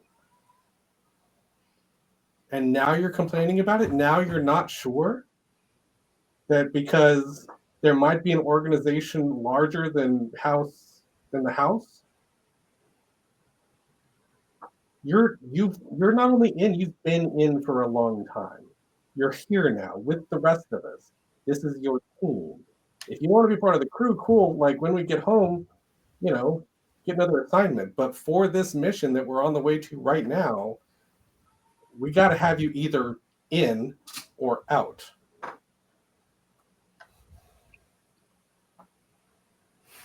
Yeah, it has to be 100%, brother, or not at all.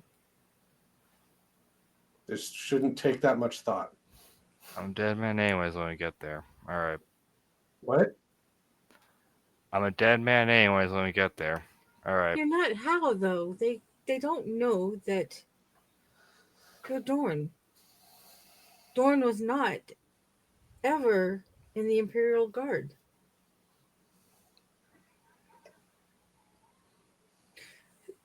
Juris, what was your plan?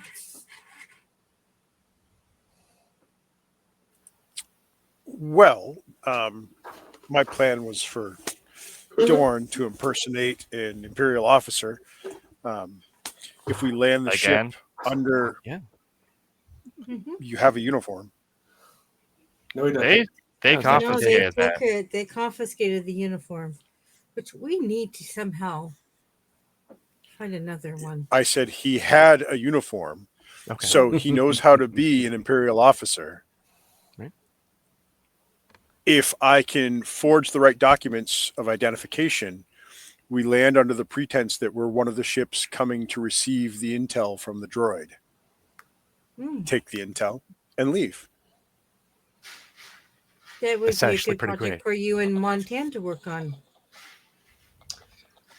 Question is, do we know what ship is supposed to come get the intel? This is a reminder. Wait. Take your pill. Yes, Shelley, take your pill. If Take it now. Take it. Now all we need is Mike's one ping only, like right about there. I silenced it before. It's looking for Shelley's pill. Bing.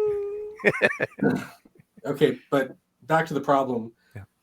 Like we don't know what ship's coming to get it. if we forge the right document, they won't be able to say no when we show up and say we're here for the intel. We would just take precedence. We got there first. They're going. One thing I know for sure is they're going to be expecting an Imperial ship. Okay. Probably one of those transport shuttles. Well, we don't have access to that. Yeah, that's our problem. Is Could There's we no go merit under to the guise of being on this truck freighter for some other reason? we could fake a problem. Actually, For repair. undercover probably wouldn't be a long shot. Like we had to commandeer it? Yeah, probably won't be a long shot. We're Uh, using this as cover to transport that data elsewhere rather than it being transported on an obvious Imperial vessel, maybe? Yeah. If they're having to run messages via droids and not the holonet, Well, something not as with obvious as with a known rebellion out there, we could use that to our advantage. That is why we are in a undescript star cruiser, Right. and while Dorn's not in uniform. Colin, why don't you roll bureaucracy? all right.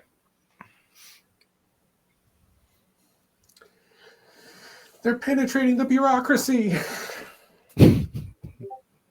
Not that. 14. 14. That puts you Moderate. moderate again. You do know that the ISB uses plainclothes operatives. They're supposed to be spies. Yeah. Doran just nods and just says, ISB actually does do plainclothes operatives. They're supposed to be So, spies. there we have it then. Excellent. Montan It's and just Jarrus it's works just on gonna the it's gonna be papers. tough to forge what it is you're looking for. But if it can withstand the initial scrutiny, then and scare them into thinking it's ISB, then Yeah. you've got a way in. Yeah. Well, I Did have a Dorn template because I forged those the identities last before. ones. Mm-hmm. Well, yes, because you forged the last time when we went to rescue that prisoner. Yeah. Doran just says, Which- but it's going to be kind of difficult given we're going to have to make it very believable since plainclothes is going to be harder to pass off than just walking in looking like ISB. I'll You did. walk with you. I'll be your bodyguard, just like what we did before. And I think this will work out. You and Jarrus work on getting the proper documents and what have you to make it look like we're supposed to be there to get what we need. There's reasons why we're all in plain clothes. And sounds like the goal is to simply have that droid get on our ship, and then we have control over it. We also need to change the transponders. Oh yeah. Yeah, that too. That too. Doran just says, as long as we can scare them into thinking we're ISB, we should be good.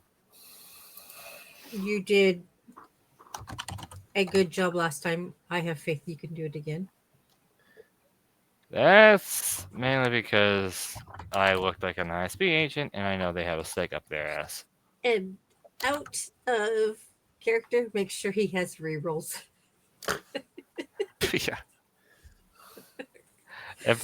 Yeah, because didn't I get a dark side point last time I did ISB? I Well, believe so. not because you played an ISB agent. All right. The way Central indicated, it sounded like multiple ships are coming to receive information from this droid. So it's not that we would take the droid, we would just take the information and leave. Well, whatever we can manage. If we can get the droid, that's fine. If it's simply they hand the information to us, that works too. Probably better. I mean, I'm sure Montan would love to get his hands on an R3.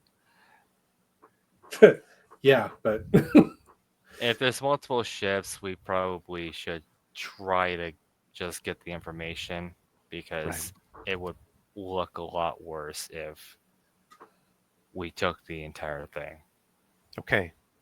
So it sounds like we know what we're doing. We're forging documents to make this look legitimate, like we're ISB in a commandeered undercover ship. We're all in plain clothes. Dorn plays the role as the special agent. I'm his backup. We see about getting either the droid or the package of info on that data pad on our ship, and then we take off. Right. Any All right. questions? So will they be searching our ship even though they will know you're their special agent? Let's hope not. Hopefully not, but given we're a ship coming out of the blue, we are going to have to uphold this, go through scrutiny and such. So there Well, is a because chance. we still have the lightsabers, and the last time they found them. Maybe Well- take those with you. Well, Yeah. yeah. That's what we'll there- do for that. If they do Those of find out, us- we can always just lie that we confiscated it. Those of us who can't pass as human should probably stay out of sight. Well, somewhere. it's not uncommon for ISB agents to have mercenaries. Okay. We're simply doing that Okay. ploy again, but Yeah, different we're different just- identities, different Okay. But just his objectives. All right. crew. All right. Let me go ahead and flip the transponder to the appropriate code, and he flips it to the darkest dawn.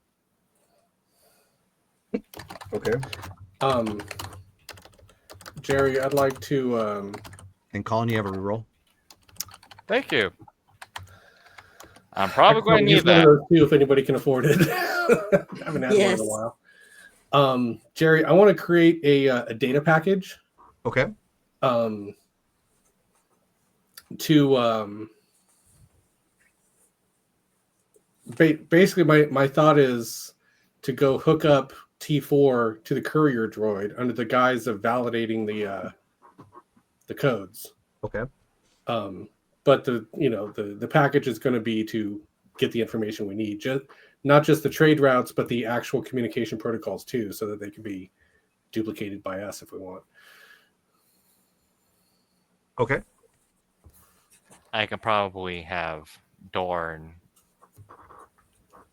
call in the droid just as a thing of So I'll that have a so droid. there is one thing that you guys are missing. Clearance What's that? codes to dock. Shit. Watch your language. Sorry. I was So- planning to forge those as well. Okay, the docking codes you can't actually forge. That's something that you need to run through the system for for docking. You would need to already have them on hand, or find a way to pick up the docking codes. This is why I was saying we should fake a problem on the ship. I have computers and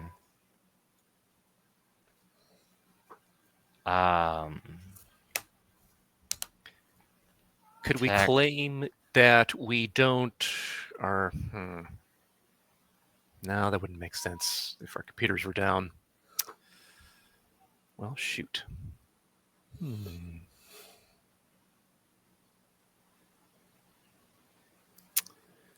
Jaros, why don't you give me a roll since you are a smuggler? Why don't we do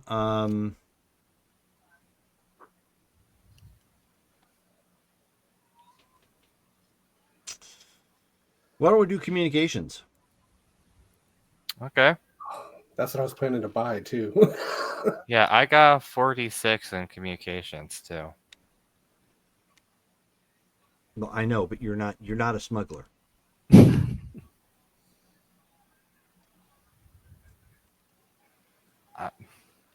You're muted.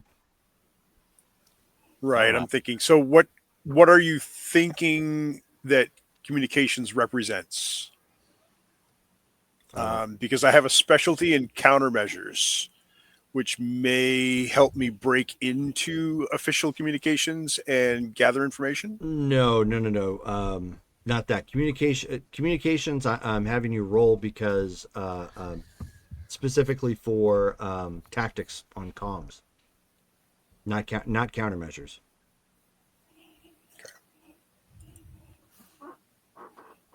Yeah, I don't think the Han Solo act is going to work this time. Could I possibly help with that?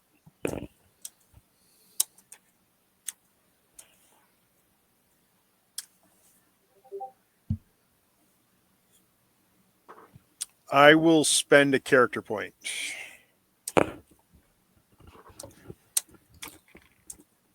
If you spend a character point, you add 1 point to the. It's not a die. You actually add a point to your die roll. So you only would have gotten 9 if you spent 1 character point, and you'd have to spend it prior to the roll.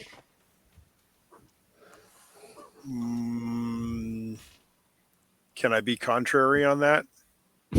No, because the force points actually the way we've been playing it's the old school way. It actually gives you extra dice. Right. So we're not going by the rule book on character points. Well, okay, so that's my ruling for right now, and we can discuss that afterwards. But my understanding, after I've already looked at the rules previously, that character points only gives you 1 point to your roll, not an actual D. The force points is what gives you an actual dice. So we can discuss that afterwards. I'm looking at I'm looking at page 84 of the rule book. So that's what I was going off. That's fine. So we're going with this for right now. We can discuss that later. Yep. So well, the 1 point may be necessary. That would push me up a bracket, right? Well, No, you're still an easy. Oh no, it wouldn't. No. Right. That's what I'm saying. So I mean, well, at this point, you've already rolled. That's what I'm getting at. You've already rolled. You can't spend a point after that. You have to spend either your force point or your character point prior to the roll, and it adds to that once you roll. Do you have a Roger that. reroll? Okay. Do you have a reroll? Is it been given? No, I do not. Okay, so he has not been given one. Mike just got one from Brittany. So FYI, if you want to put that down. Thank you, Brittany. Owen, why don't you Should go have ahead and waited roll 30 in. seconds. Were you asking me to roll? Communications. Okay. I was making sure. Oh,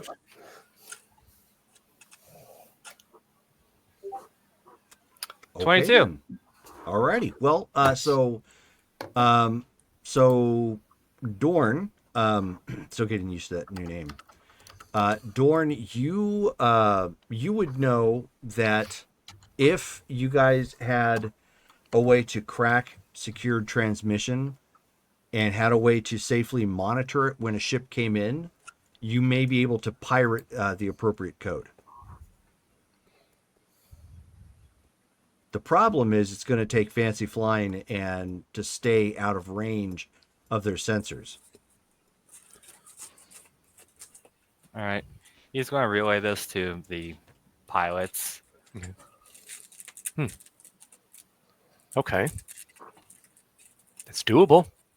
If we think we can grab the right codes and then use them when we approach, how confident are we on being able to grab the code? Well, as long as we don't trigger their sensors, and this goes off well,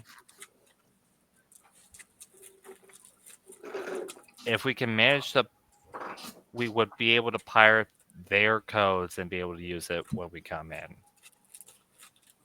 So it really depends on how well it goes. All right. Timing could be tricky, waiting for somebody to arrive and also theoretically leave, so we don't have to deal with them also. I guess it'll depend on how busy it is, but if it is an Imperial shipyard, it should at least be relatively active. It's probably pretty busy. So, yeah, if we can skirt around the edges, It should. if we can grab but a code or two, make sure it they're the should. same. Yeah, it should be pretty busy, but I wouldn't suggest getting one that is leaving. That would be a bit suspicious. Okay. Because unless we have some way of modifying it to where it's believable, it would be pretty suspicious of a ship with the same Well, access codes. would they all be the same? Like, would it be the same password for the same location? He just shakes his head. The Empire would tend to switch it up for different ships because if it's the same access code, it would be pretty easy to just hijack a shipyard. We can find out specifically when we get there if we can get a couple, maybe 2 or 3 codes, depending on how busy the port is, and work from there. And again, we're an undercover ship, so maybe it'll make sense that our code is a little out of date. Fair enough. Fair enough. All right, let's see if we can do this. All right. Here we go, everybody. Let's go ahead and plots in the course to the Fondor shipyards, but making sure to be on the very, very outskirts of what their likely communications or sensor ranges would Okay, be. so who is going to be on sensors to try and help you navigate that in? Who's best on sensors? I got 3D. I have 4D. The droid. Oh yeah, what about the droid? The droid does not have sensors. Okay, never mind. Which is I- scary to think. It can I was fly, but it can't joking. see where it's going. There's- You know also how much can't we put into this navigate droid? logs. Like, there's always a thing. Like, we always seem to find a thing that the droid can't do. Yeah. And then I come up along later and, like, I'll buy the sensor skill. And then it's like, oh, well, we'll never need sensors again. So anybody beat a 4? Okay. Okay, guess it's me. Listen, he's got a 7D and Starship shields if it comes up. Well, Okay. but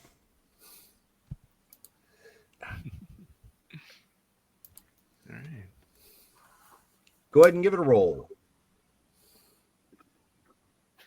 Are we doing the sensors roll, or are we doing the... Well, you're going to have to do piloting. So you go ahead and roll for piloting, and Nasara, go ahead and roll for sensors. Okay. Should I do a forgery roll? Not yet. Okay. 18 on sensors. Oh, nice. Not too bad.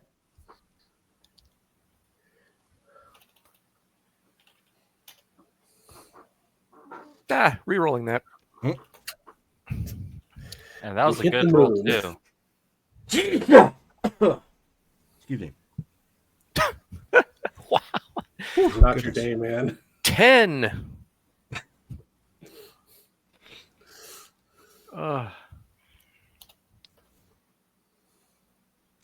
So I'm sorry, Dale, you rolled a 28 and then you rolled a 10 for what? He rolled a 1. The first 20 weight, I rolled a 1 on Oh, the wild never die, yeah, so I mind. had to re-roll that, yeah. Wowzer. Can I, since I'm in the cabin, could I notice that he's like struggling and maybe step in? So you have so I will give him a reroll to try and break off, because your sensors roll would tell you like where exactly you're at for their sensor range, like when you're going to get pinged. Basically, you guys made the jump into the system, but you were like at the very edge of it, and he's still flying in, thinking he's fine, and you on your through your sensory skill pick up. That you're about to come into range of their active ping. So, Dale, if you would like to roll one more time. Okay, here we go. There we go, 21. There we go. I was cussing it out, so. Who needs a re-roll right now? Right, moon, turn Me. left. Okay. Dale better. Matt doesn't have one.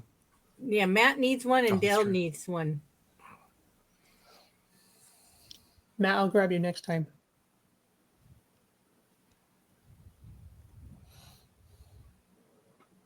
Alrighty. It's apparently thinking. It's probably on cooldown. It's not. Okay. Well, It's just spinning. I Well, can't okay, control it. It's a I'll Twitch figure it thing. out. Blame Bezos. Oh yeah, huh? I don't think he had anything to do with building Twitch, but they did buy it. No, he bought it, so it's his Yeah. now. Well, yeah. Something went wrong. Please try again later. Okay, so Oh. at that point, Braid, you pull back. Yeah. Try not to get too close. Right. So now, and that's something I was going to look up. Boop, boop, boop, boop, boop.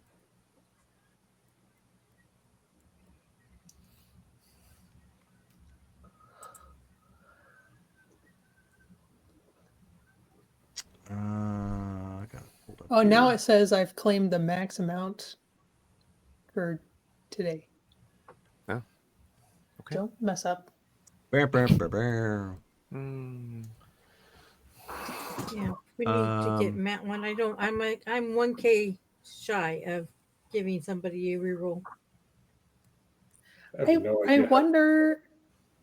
I think I've only given 2 tonight. I think it counted the ones that I tried to send and it didn't go through. Oh, do I have points? It may have. Oh. That's rude. Very rude.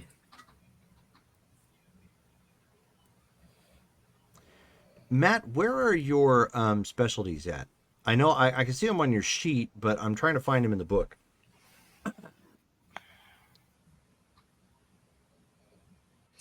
Yeah, because you only gave 2, because I'm counting. Weird.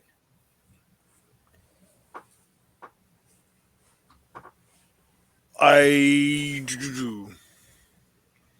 don't know that the skills listed specific specialties to choose. Okay. So I just narrowed down certain things. Sure. Okay. Then let me take a look at it real quick. No. Scroll. Somebody needs to teach me how to use Twitch. I have no idea if I have points or not. It's all the way down below underneath the message. It's by the You'll LTG logo Yeah. at the bottom under your chat bar. Oh, there we go. Okay.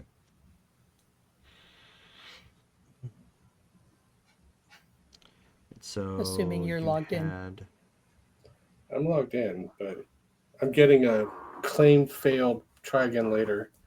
Oh, the number next to the LTG? Mm-hmm. Yes. Oh, okay. I have points. Look at that.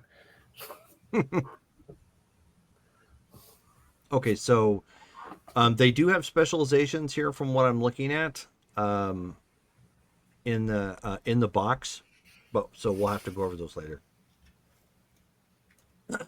I can't do it either. So it's broken.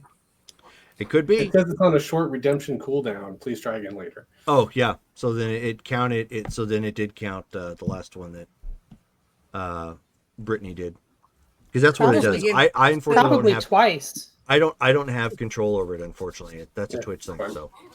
So does she get to award them anyway since it took them? No, because she has to take the points away. It has to actually register in the chat so I can see it. Fine. Did it take points away from me, Brittany? I don't know. Oh well, great. Thanks for nothing. Okay. I didn't keep track of my minutia. I'm trying to, and it's not like taking points when you're trying to do it, but it fails. So it's doubtful that it stole your points. Yeah. Okay. It's broken. Anywho, so back to game. Okay, so now we need somebody who's going to be on sensors to try and, or I should say, communications to try and hijack the, well, wait long enough and hijack the codes. I'm only at 3D on comms. sensors. Oh, So- comms. Sorry. Who's That's got a better knowledge, comms right? than me? I have 40. It's under mechanical. Oh, I have I have 40 on comms. Sounds So like you're the guess- winner. Yeah. 18. Nice. Okay. So at this point, it's a waiting game. Yahtzee. You are, in essence, attempting to record the same sounds that you would hear when you would dial-up would try to connect to the internet. Effectively, you're listening for the vocalization of the communications. It's like trying to wait for your favorite song to come on the radio so you can record it. Yep. Back in the day, and eagerly waiting with that record button.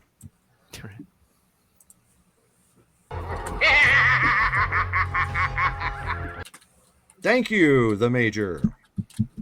Gave us a Skeletor laugh. Woo.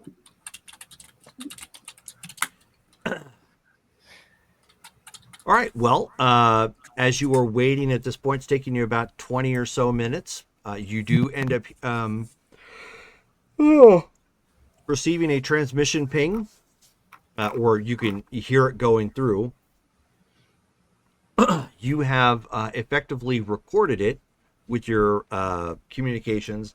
Now somebody with computer programming needs to recreate that. Okay, who has computers besides me? Yeah, I have it, but I'm sure somebody has more than a 2D. I don't have that. No, I'm just kidding. I was gonna say you're lying. You're fired. Yeah, exactly. You're fired. The slicer has no computer, Lied on his resume. but my droid has better. So How much? 76 times 2. Yeah, can't beat that. I don't know. I once rolled a D56. 29 on the Okay. first roll. Is that enough, or Keep going. Let's see what the next one is. Ooh. Okay. plus 19? Well, it's not plus. Not plus, but But yeah. 29 and 19. Its processor is fast enough that it can actually try and retry. I figured to ask because I have a 40. All right. Well, it's again taking some time to change that up.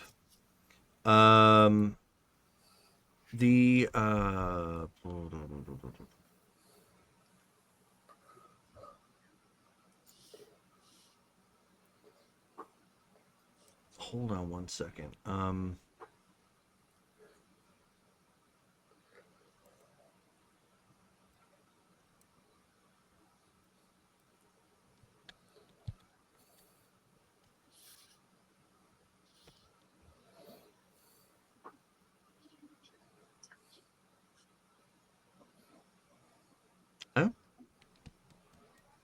Okay.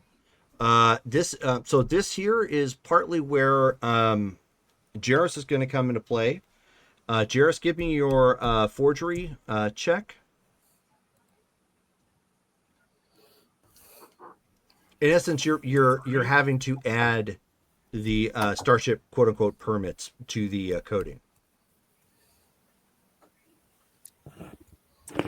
You can still physically forge it, but it still has to go digitally as well. Okay, so am I using just the straight forgery skill, or am I applying the specialization? Yeah, it's a specialization Okay. because you're doing it for Starship permit. So you'd be rolling 60. Nice. Boom. Okay, so with that, you would know, because basically, I mean, it's still digital either way. It's not necessarily physical. It would be something you would encode into a data pad, hand it off to somebody. Here's our, paperwork sort of thing. You're able to work with that enough on the data pad to forge, in essence, forge documentation using the Imperial code transmission codes that Montan just pulled down, and he's able to insert your permits in place of the ship that had been there previously. What ship, you don't know. You guys obviously can't see it at this point, but he was able to basically take that bit of the data chain, insert the one that you've brought up, and now you guys have what you believe to be a working pass to get in. All right, now we can go in. In this Right. game, what is the executor?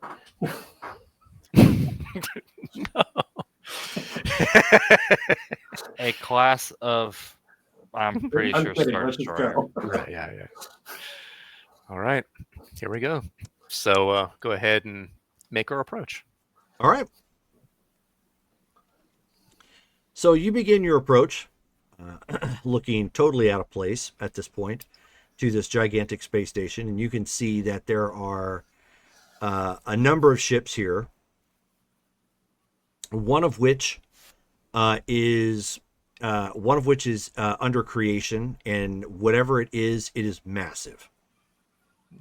They are currently, from what you can tell, they are currently working on what appears to be the back end, and the back end of this particular ship easily dwarfs any of the Star Destroyers you've ever seen. I jinxed it. And in fact, you didn't actually jinx it. No, Okay. it was actually created here. Oh boy.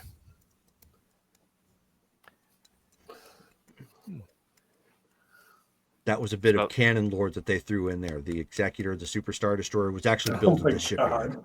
Wow. Woohoo. So if anything goes awry, blame Mike. So that being said, you guys end up docking at one of the small docking ports. There's like 2 Star Destroyers here that are receiving minor repairs, and you've got several smaller ships that are currently on patrol, but you've broadcast the appropriate transmission and come into dock at this point, and you are brought in into a docking bay and instructed to land. Yep, And go ahead. from your cockpit, you can see that they're bringing in a complement of stormtroopers and an officer. All right. We can do this. The Force is with us. Ready, Dorn? Dorn just gets his cloak to pose as a cape and the hunt suit up as he's basically trying to resemble a ISB agent with what he has. So In plain he clothes? can. Like, are you going for trying to look important, look like Yes, intimidating look or anything like that? Okay. Look important and intimidating. All right. That's That why is something you can roll for. Yeah. So what? Roll your intimidation. Thank God I actually put points into that. Yes, you did. 15. All righty. So the hatch comes down, and the officer is standing there. He is a lieutenant in the in the Imperial Navy, and he's got 6 stormtroopers behind him. And as the door comes down, he snaps a salute. The Owen salutes him back out of respect and, well, what respect he as a plainclothes ISB agent has, and he just says, "I'm Renslav Blackwood of the Darkest Dawn. I believe that you have a courier on the way to deliver some information about some supply lines."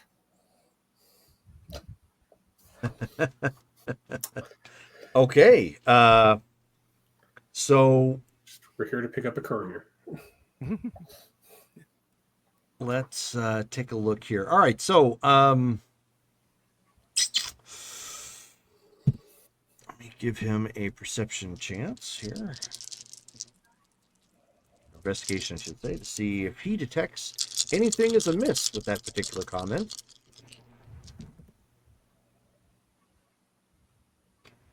Whether he would know that that's what's on.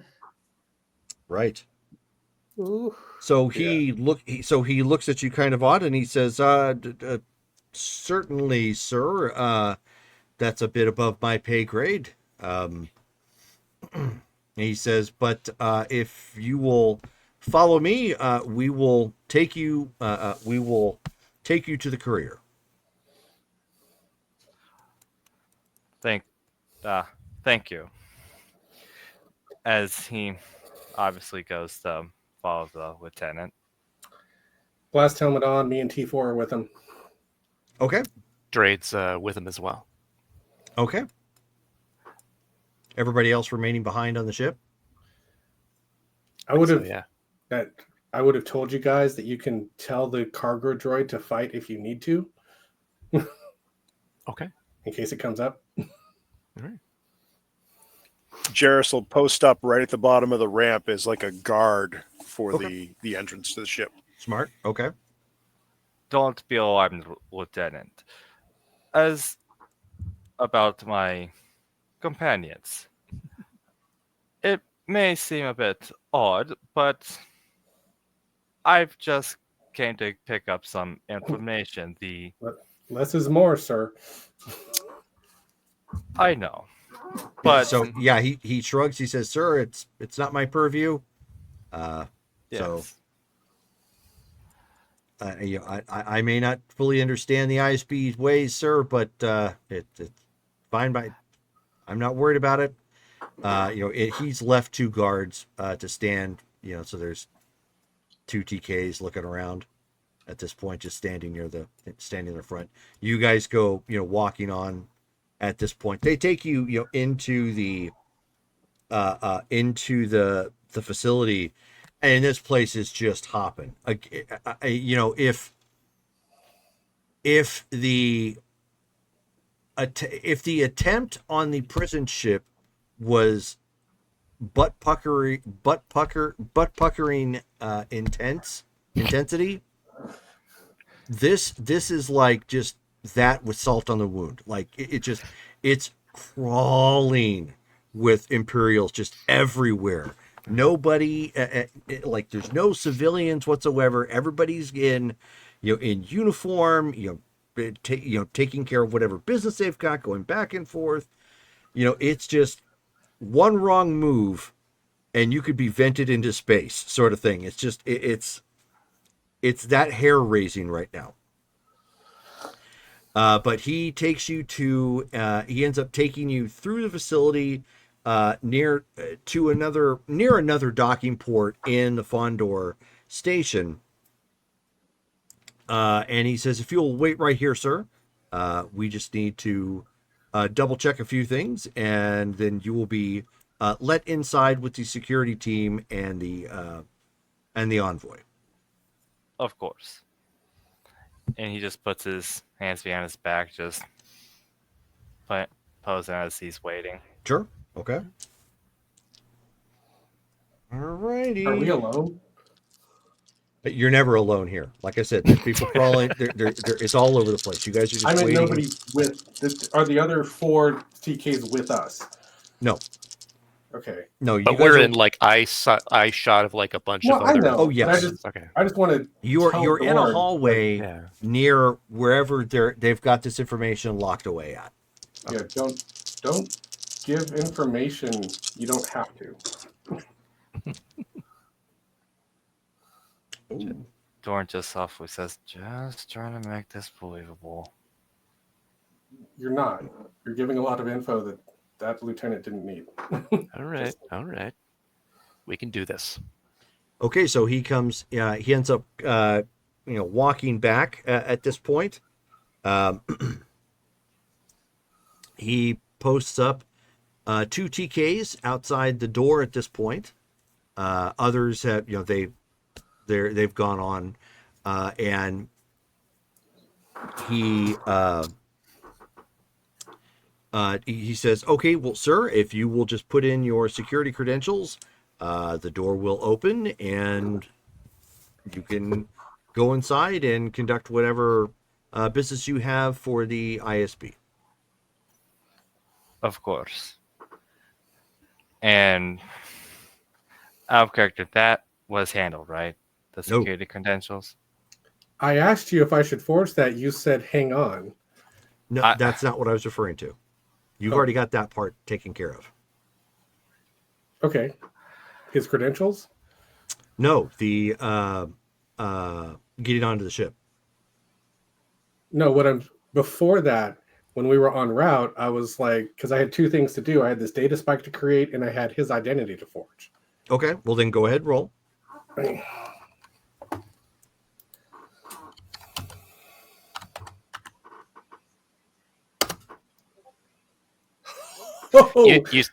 did a Wow. funny rolled it one. wrong. Yeah, you Let me Yeah, roll just you were really hunting for the ones with that roll. 7. Do you have a reroll, Mike? I do. Let's use that reroll. Yeah. Not what I thought I was going to use it on, but here we are. Oh, I do have a +1 to that too. So 13. Much better. Which is better. Okay.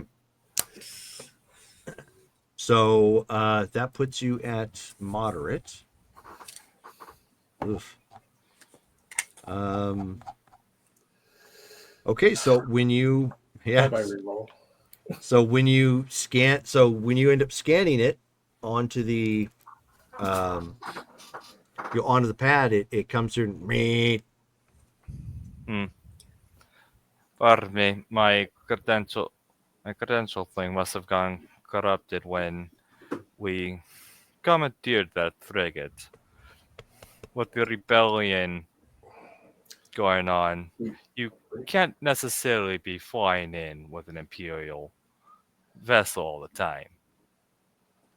Okay. Why don't you give me a persuasion check there, Colin?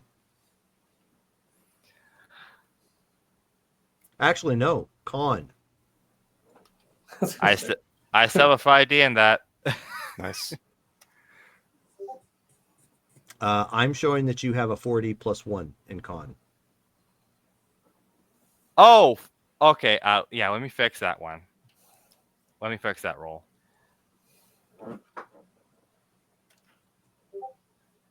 17. Okay. He says, well, I mean, he says if it's damaged, we can scan it again to see if that will, it will go through. At that moment, Drade is going to be like, he's going to go over to Dorn and be like, "Pardon me, sir, but I'm sorry." And did he give he never actually give his name, or he doesn't like have his name or something on like a lapel or anything like that? No. The guy that we're talking to? No. Yeah, Okay. no. It's like, "Officer, honestly, we really just need to get through."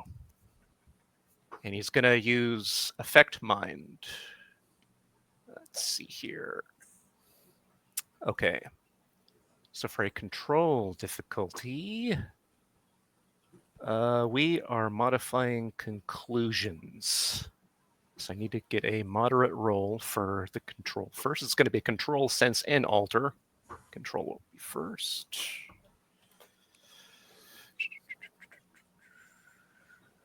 You don't need no stinking badges. Vámonos. 21. Okay. So made the control roll. And now the sense difficulty will be I have to beat the target's control or perception roll. Go ahead. So I'll do that. We've got that.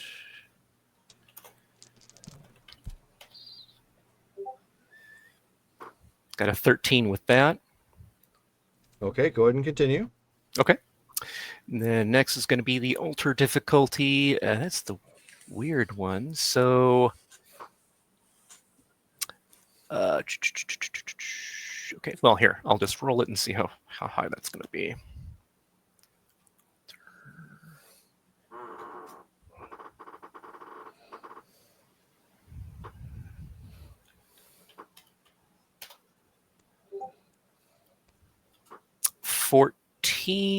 And let's see, so that gets to moderate. And let's see, difficult first light disguises.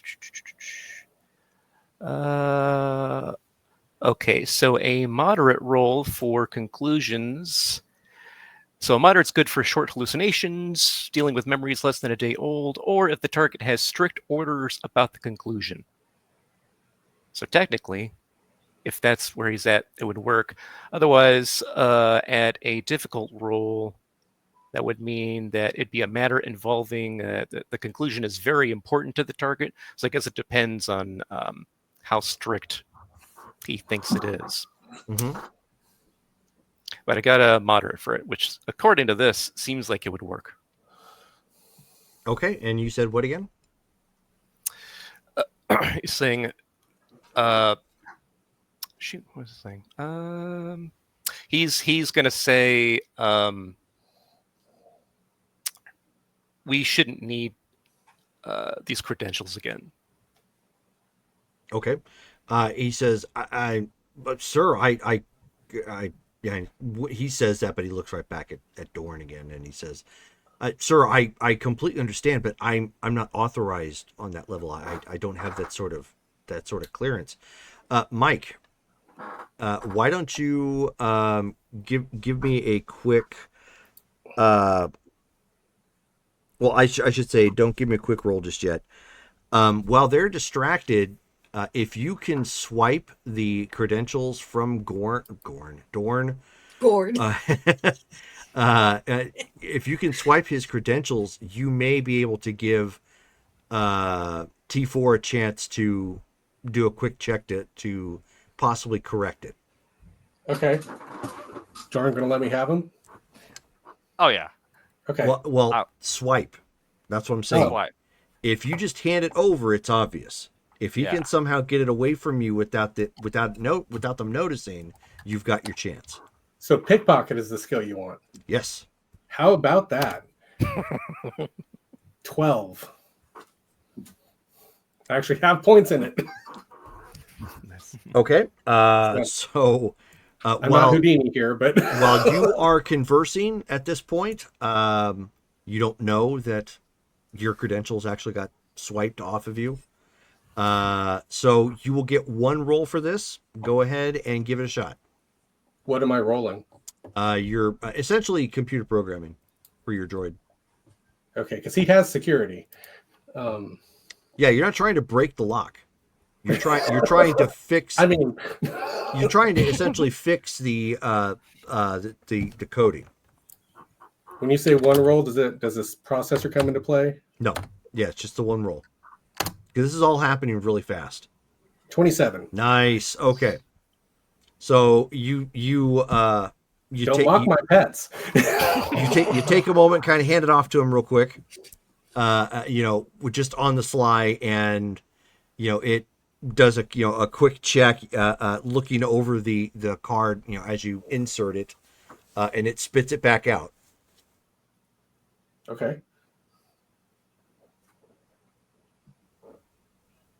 You say that like it's, like did it work? You don't know if it's going to work. You're going to have to hand it back to Dorn I thought to see if it will work. You don't want to go up and do it. That would look terrible. Yeah. I'll tap Dorn on the arms. Sir, here, try it again. All right. He is obviously going to take it from him and swipes it again. Okay, so you swipe it again at this point, and you see it chime again with a green light, and the door. All right, there we go. The officer at this point is, apologetic. I am very sorry that we held you up. See, maybe you just needed to clean down the sleeve, sir. It should be fine.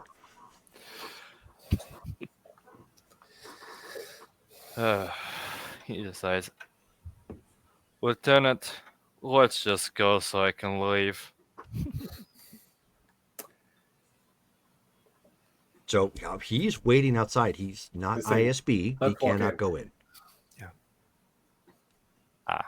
Well, he's just going to walk in emotions for his crew to follow him. Okay. Obviously Okay. not the TKs, but Right. Drade and Right. Montan. Mm-hmm. And the droid. Yeah.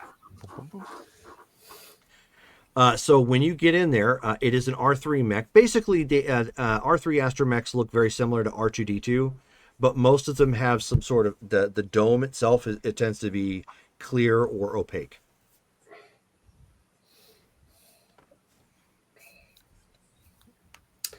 And so there- it's waiting on the inside, and there are 4 guards that are with it. Of these 4 guards, all have black versions of the TK. Ooh. No, not the black versions of the TK. Vader's TKs. No, these are these are effective. These are the Death Troopers. Right. Oh shit! Wonderful. Wonderful, Death Troopers. Yeah, if you've seen Rogue One, you've seen these types of troopers. I know a couple of those guys. They're pretty nice.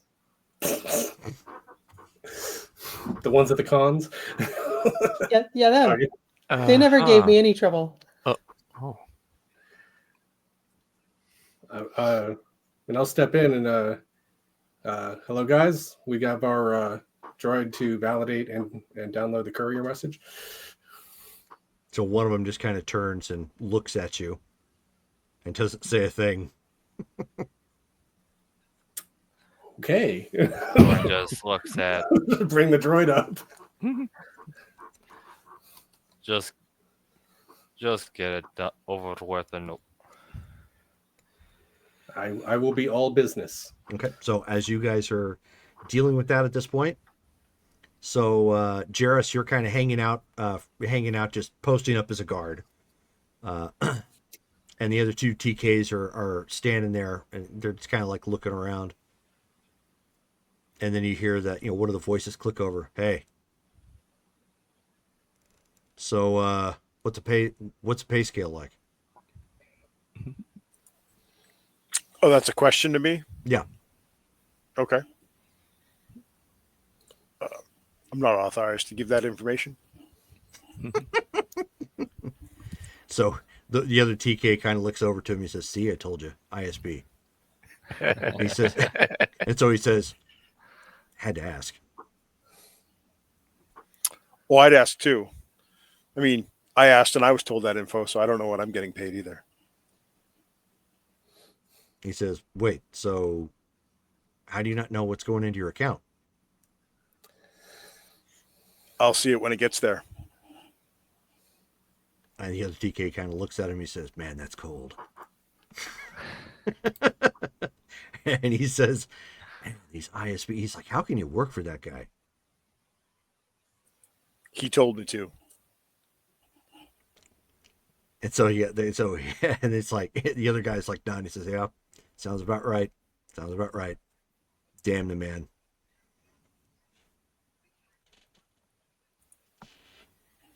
What's the port duty like? They kind of look around. They says, actually kind of quiet. Nothing really happens here. Pretty boring. I mean, it could be worse, but kind of boring." The other guy kind of turns to him and says, "Yeah, but they got good food in the cantina." He says, "That is true. So we've got good food." I can't tell you how bad the rations have been until my commander came across a cook that he stole from another location. And so the other guy looks at him. He says, See, he even stole a cook. The guy's just like, man, that's cold.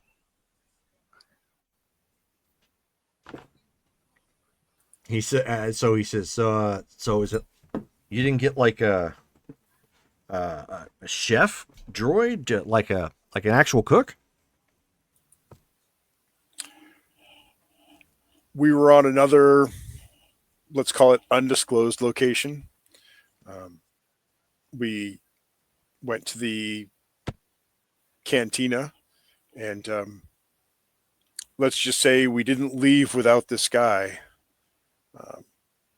It was a situation where we had to take him with us. His use of spices was that impressive. They're just like, wow, man.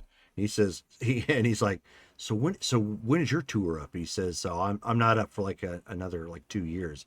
Is you? He says, oh, I've got about a year left. He says, and so he's like, I definitely got to apply for ISB. They seem to get all the coolest things. And then he looks, he says, well, except this rust bucket. You wouldn't look twice at it, would you? And he says, well, he looks, he says, I'm looking. I'm not terribly impressed. Says it looks, he says it looks like a monster Minox spit it out. And that's exactly why we're flying it. And so the other TK kind of nudges him and he says, see? They do all the coolest things too. And he says, man, that's just cold.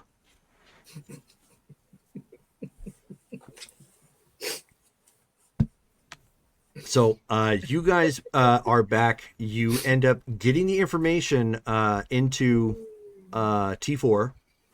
T4 confirms that the download is complete. It lets you know, Mike, privately that it will need to decode it. It doesn't have the ciphers right now, but it's just a matter of time. You're muted. And Mike is muted. Yeah, I figured we were getting like a block of info. Like, just trying to get the block and Yeah. get out. You did. Okay. Is the lieutenant waiting to take us back to the ship? Yeah, when you guys exit, he's just like, waiting around. He snaps back up at attention at this point. Thorn just looks at him. We got what we came for. We're leaving.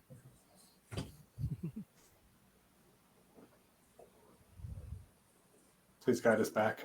Okay. Yep. So he just guides you guys back to the ship at this point. When you guys get back to the hangar, you can see that there are two TKs that were just kind of hanging around near the front of your ship, and you see that because you guys had already left, Jarrus had posted up at one point, and and while you're walking up, it looks like you could probably see it. Maybe there was some sort of a conversation going, but when you guys get closer, obviously they straighten up at attention because they know somebody's coming, and so obviously whatever conversation happened, ends.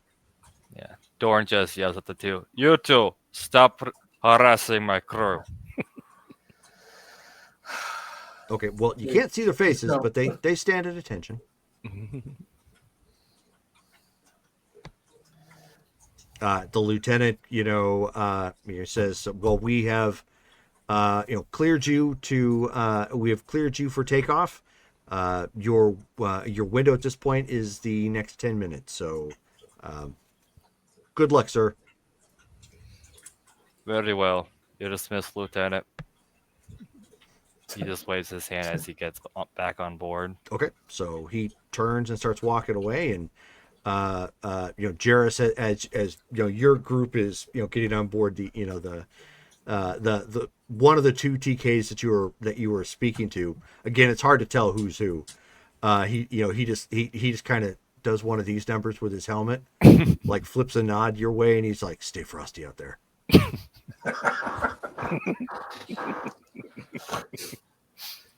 If there's any window there where I can have a last minute contact with them before we break parties, if I can slip it in, I'd be like, if you give me your designation, I'll put in a good word for you if you want to join the crew. So so basically, like when they do that, like the lieutenant and and the other two TKs that were with him, are marching off, and there's like a hesitancy, like right there, like and then they both like look for a second, and they turn real quick, and they both give you, and it's like I'm TK 544 and TK 1212.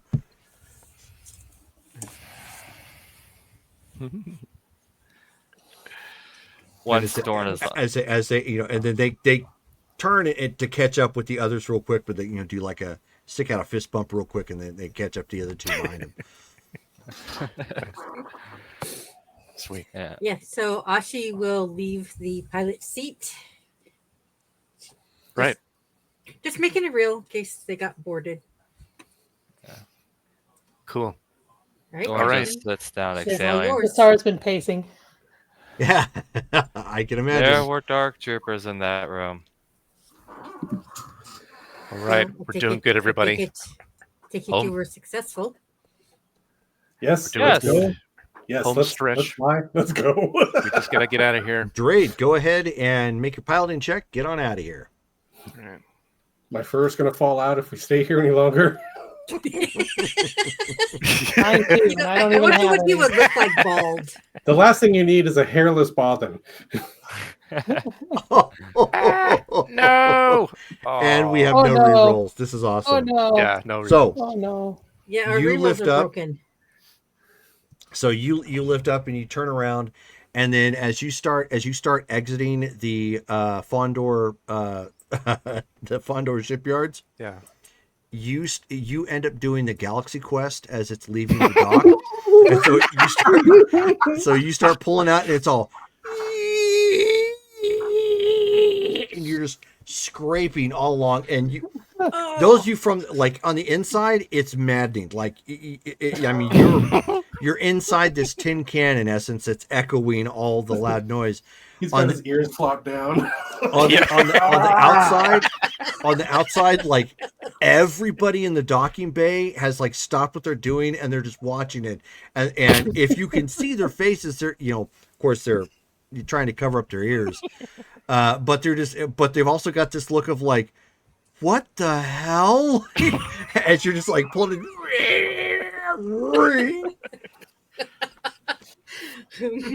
At that, Drade's like, sorry about that, everybody. Okay.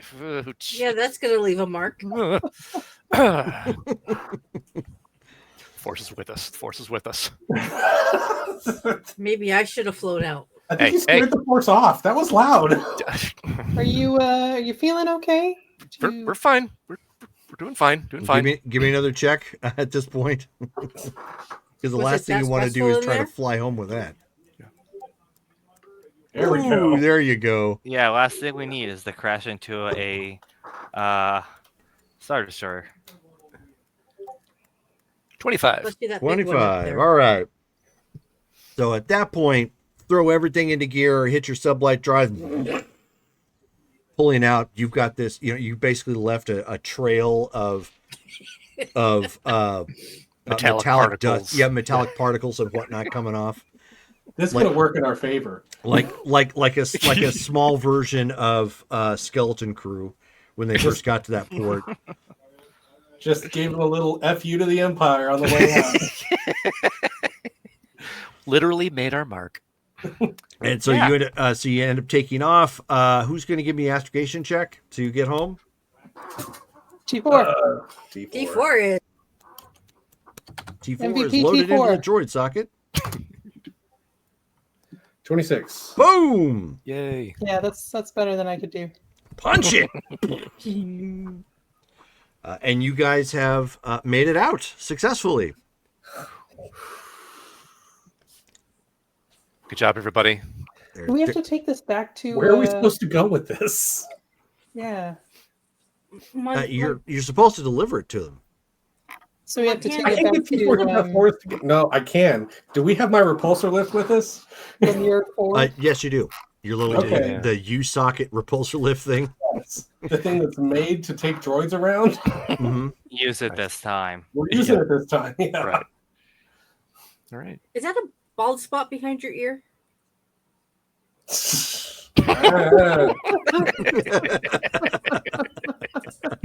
It was scary in there, okay? Well, Okay, what was Yeah, so- in there? what happened? So How did give it me a computer programming check for your droid, since obviously it's going to be taking this time now to our back en route to crack the coding. I mean, obviously 22. Dorn's acting skills came through again. 22. How about that? Okay. Oh, Well, that second one failed, but yeah, but you didn't need it. 22. So, okay. So the first one gets it. You're able to crack the coding. You do have the information that was needed, and it is what they believed it to be. It is basically a list of unprotected routes that the Empire is using secretly to fund some of their, or not fund, but support operations that they have in the Outer Rim. all right. Well, T4 is keeping a copy of that. So, long story short, obviously you get back down onto Lemire 4, Yep. and then pay for your own trip back out there because they didn't have anybody on hand to drive you. Hook T4 up to the repulsor lift cart thing, so now it's not even touching the ground. You guys just kind of push him along.